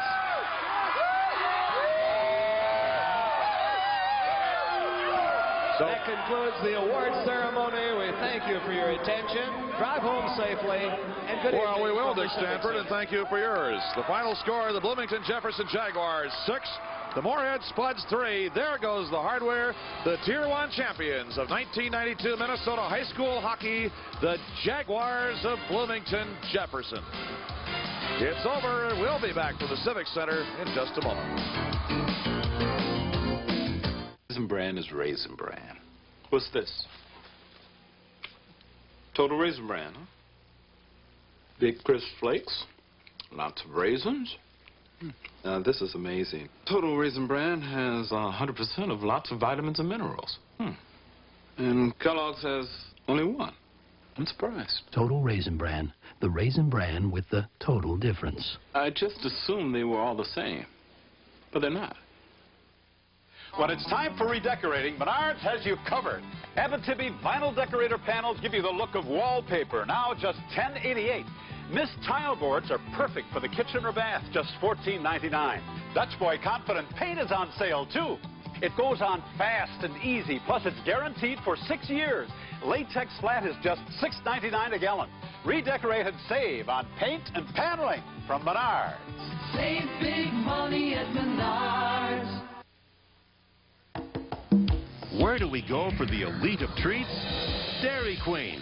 This is neat. Get a Blizzard flavor treat for just $1.39. Or a Breeze frozen yogurt treat for just $1.39. Both are blended with your choice of fruit, chocolate, cookies, or candy. Just $1.39 each. Blizzard flavor treat, Breeze frozen yogurt treat. We give you taste, we give you value, we treat you right.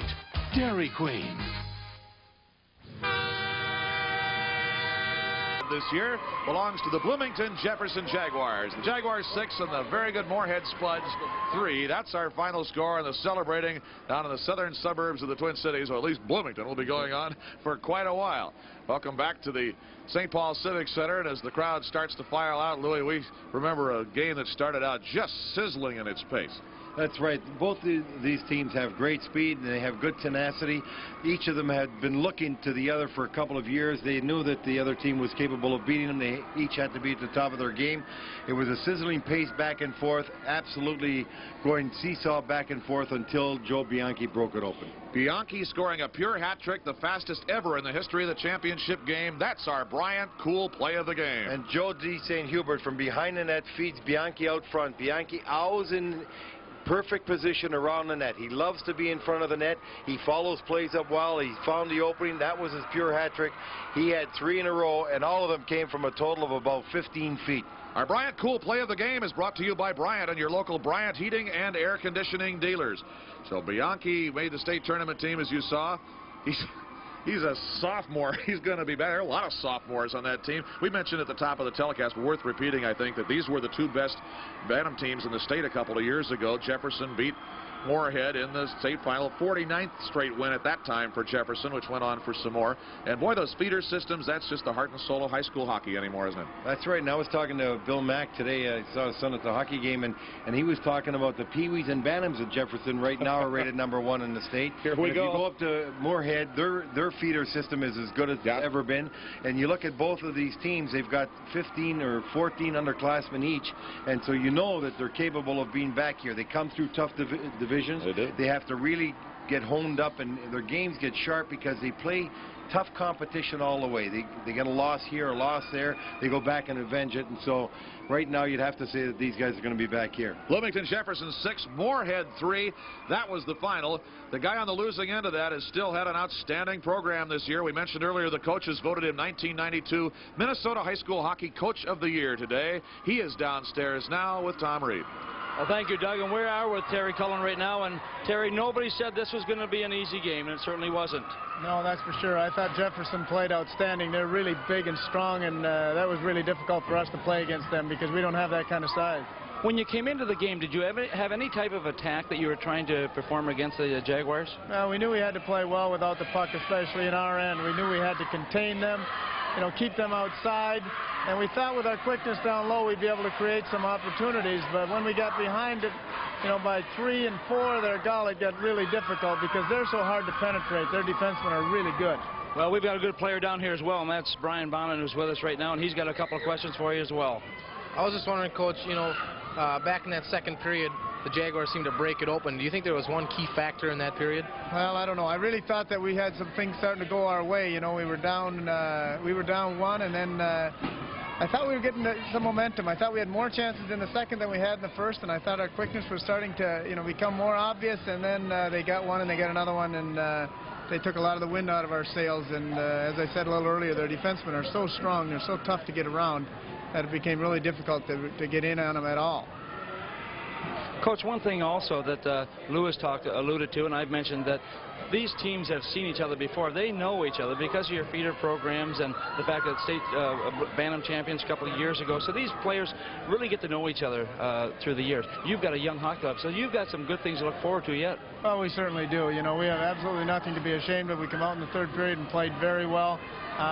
We've got a young team, and we had an outstanding season, so we will not hang our heads one tiny bit tonight. Nor should you. Congratulations, one of the top 2 teams in the state right now, Terry Cullen from Moorhead. And let's go back upstairs right now to Doug and to Lou. All right, thank you very much, gentlemen downstairs. Jim Gilliland around there, too. Tom Reed and Brian Bonin, our special guest, the star of the White Bear Lake Bears and one of the finalists, which will be announced tomorrow, the Minnesota Mr. Hockey Award for 1992. Well, Lou Nanny, here was a situation where this game actually was a 1-0 lead for Moorhead at one point. The game was tied 2-2. The closest they were able to get it after that was they were down at one point 6-2. They came out early in the third period, about 3 minutes or so in, scored a goal, hoping at that time, I'm sure, to chip away at it, but Jefferson didn't let another one in. And I wonder, as time started wandering along, still 3 goals, if there wasn't a little mental letdown there at some point. I think you're right, and especially when you get behind 3 goals to a team like Jefferson, the way they play defense and the size and strength of their defensemen, it's something that even if you're playing the game, it's going to be real difficult to overcome. This Jefferson team has even played well from behind. They showed it last night. I was sitting with Mancini's for the last period, and I said, you can feel them coming back to tie the game. They're going to tie this game. And Jefferson plays with a great deal of confidence.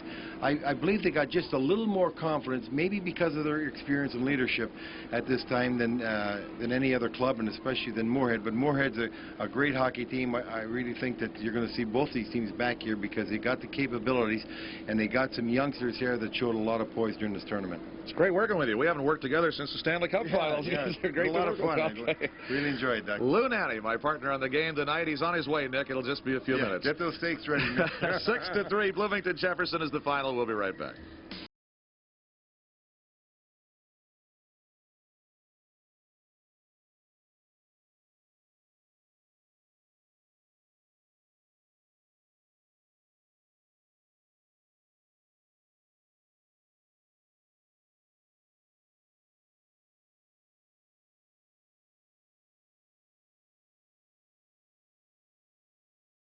An amazing piece of equipment coming off the assembly line. In test after test, the Bryant Plus 90i is rated the most energy-efficient gas furnace on the market today. Paired with Bryant air conditioning that's equally energy stingy, makes for a home comfort system that leaves the competition cold when it comes to energy efficiency at an affordable price. And right now, there are special pre-season incentives to help make owning this top-rated combination even more affordable. Ask one of these Bryant dealers about them.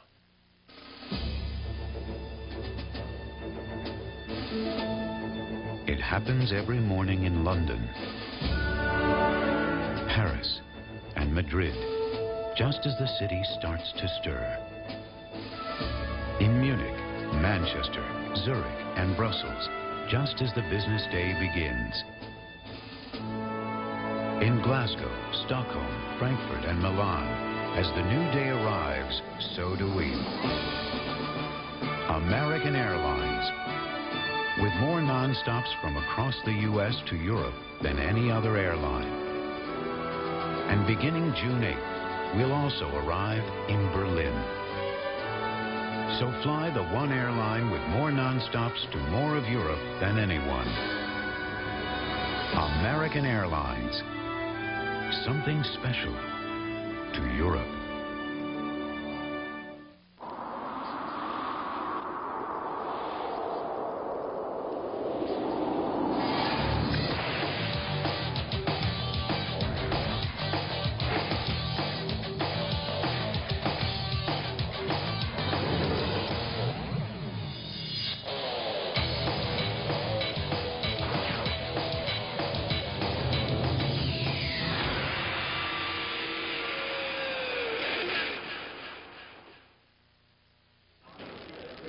We're back at the Civic Center. This one is history. Bloomington Jefferson has captured the state championship.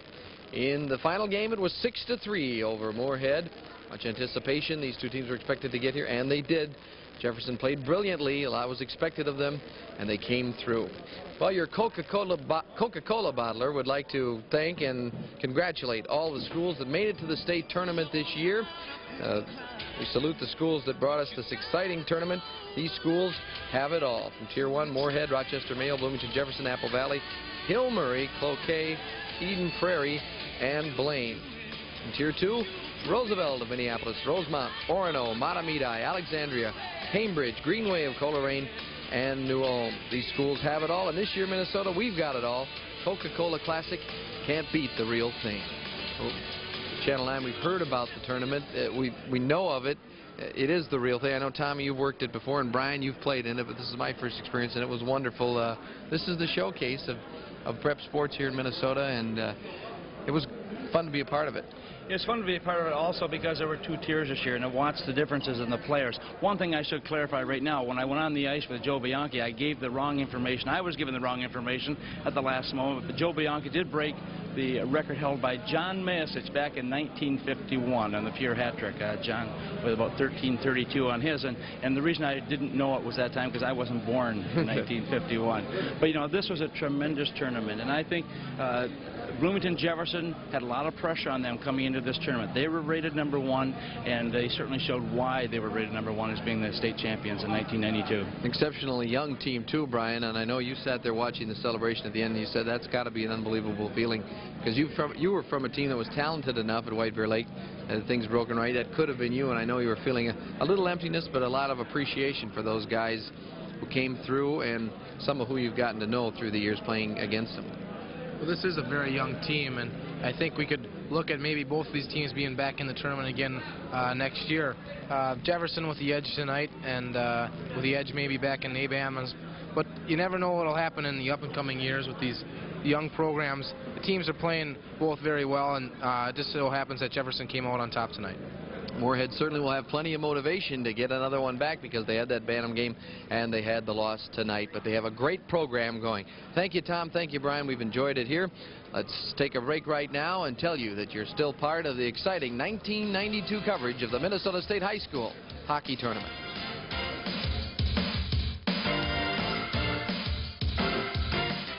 Chevy Lumina is so well built, it comes with a 3-year, 36,000-mile bumper-to-bumper plus warranty with no deductible.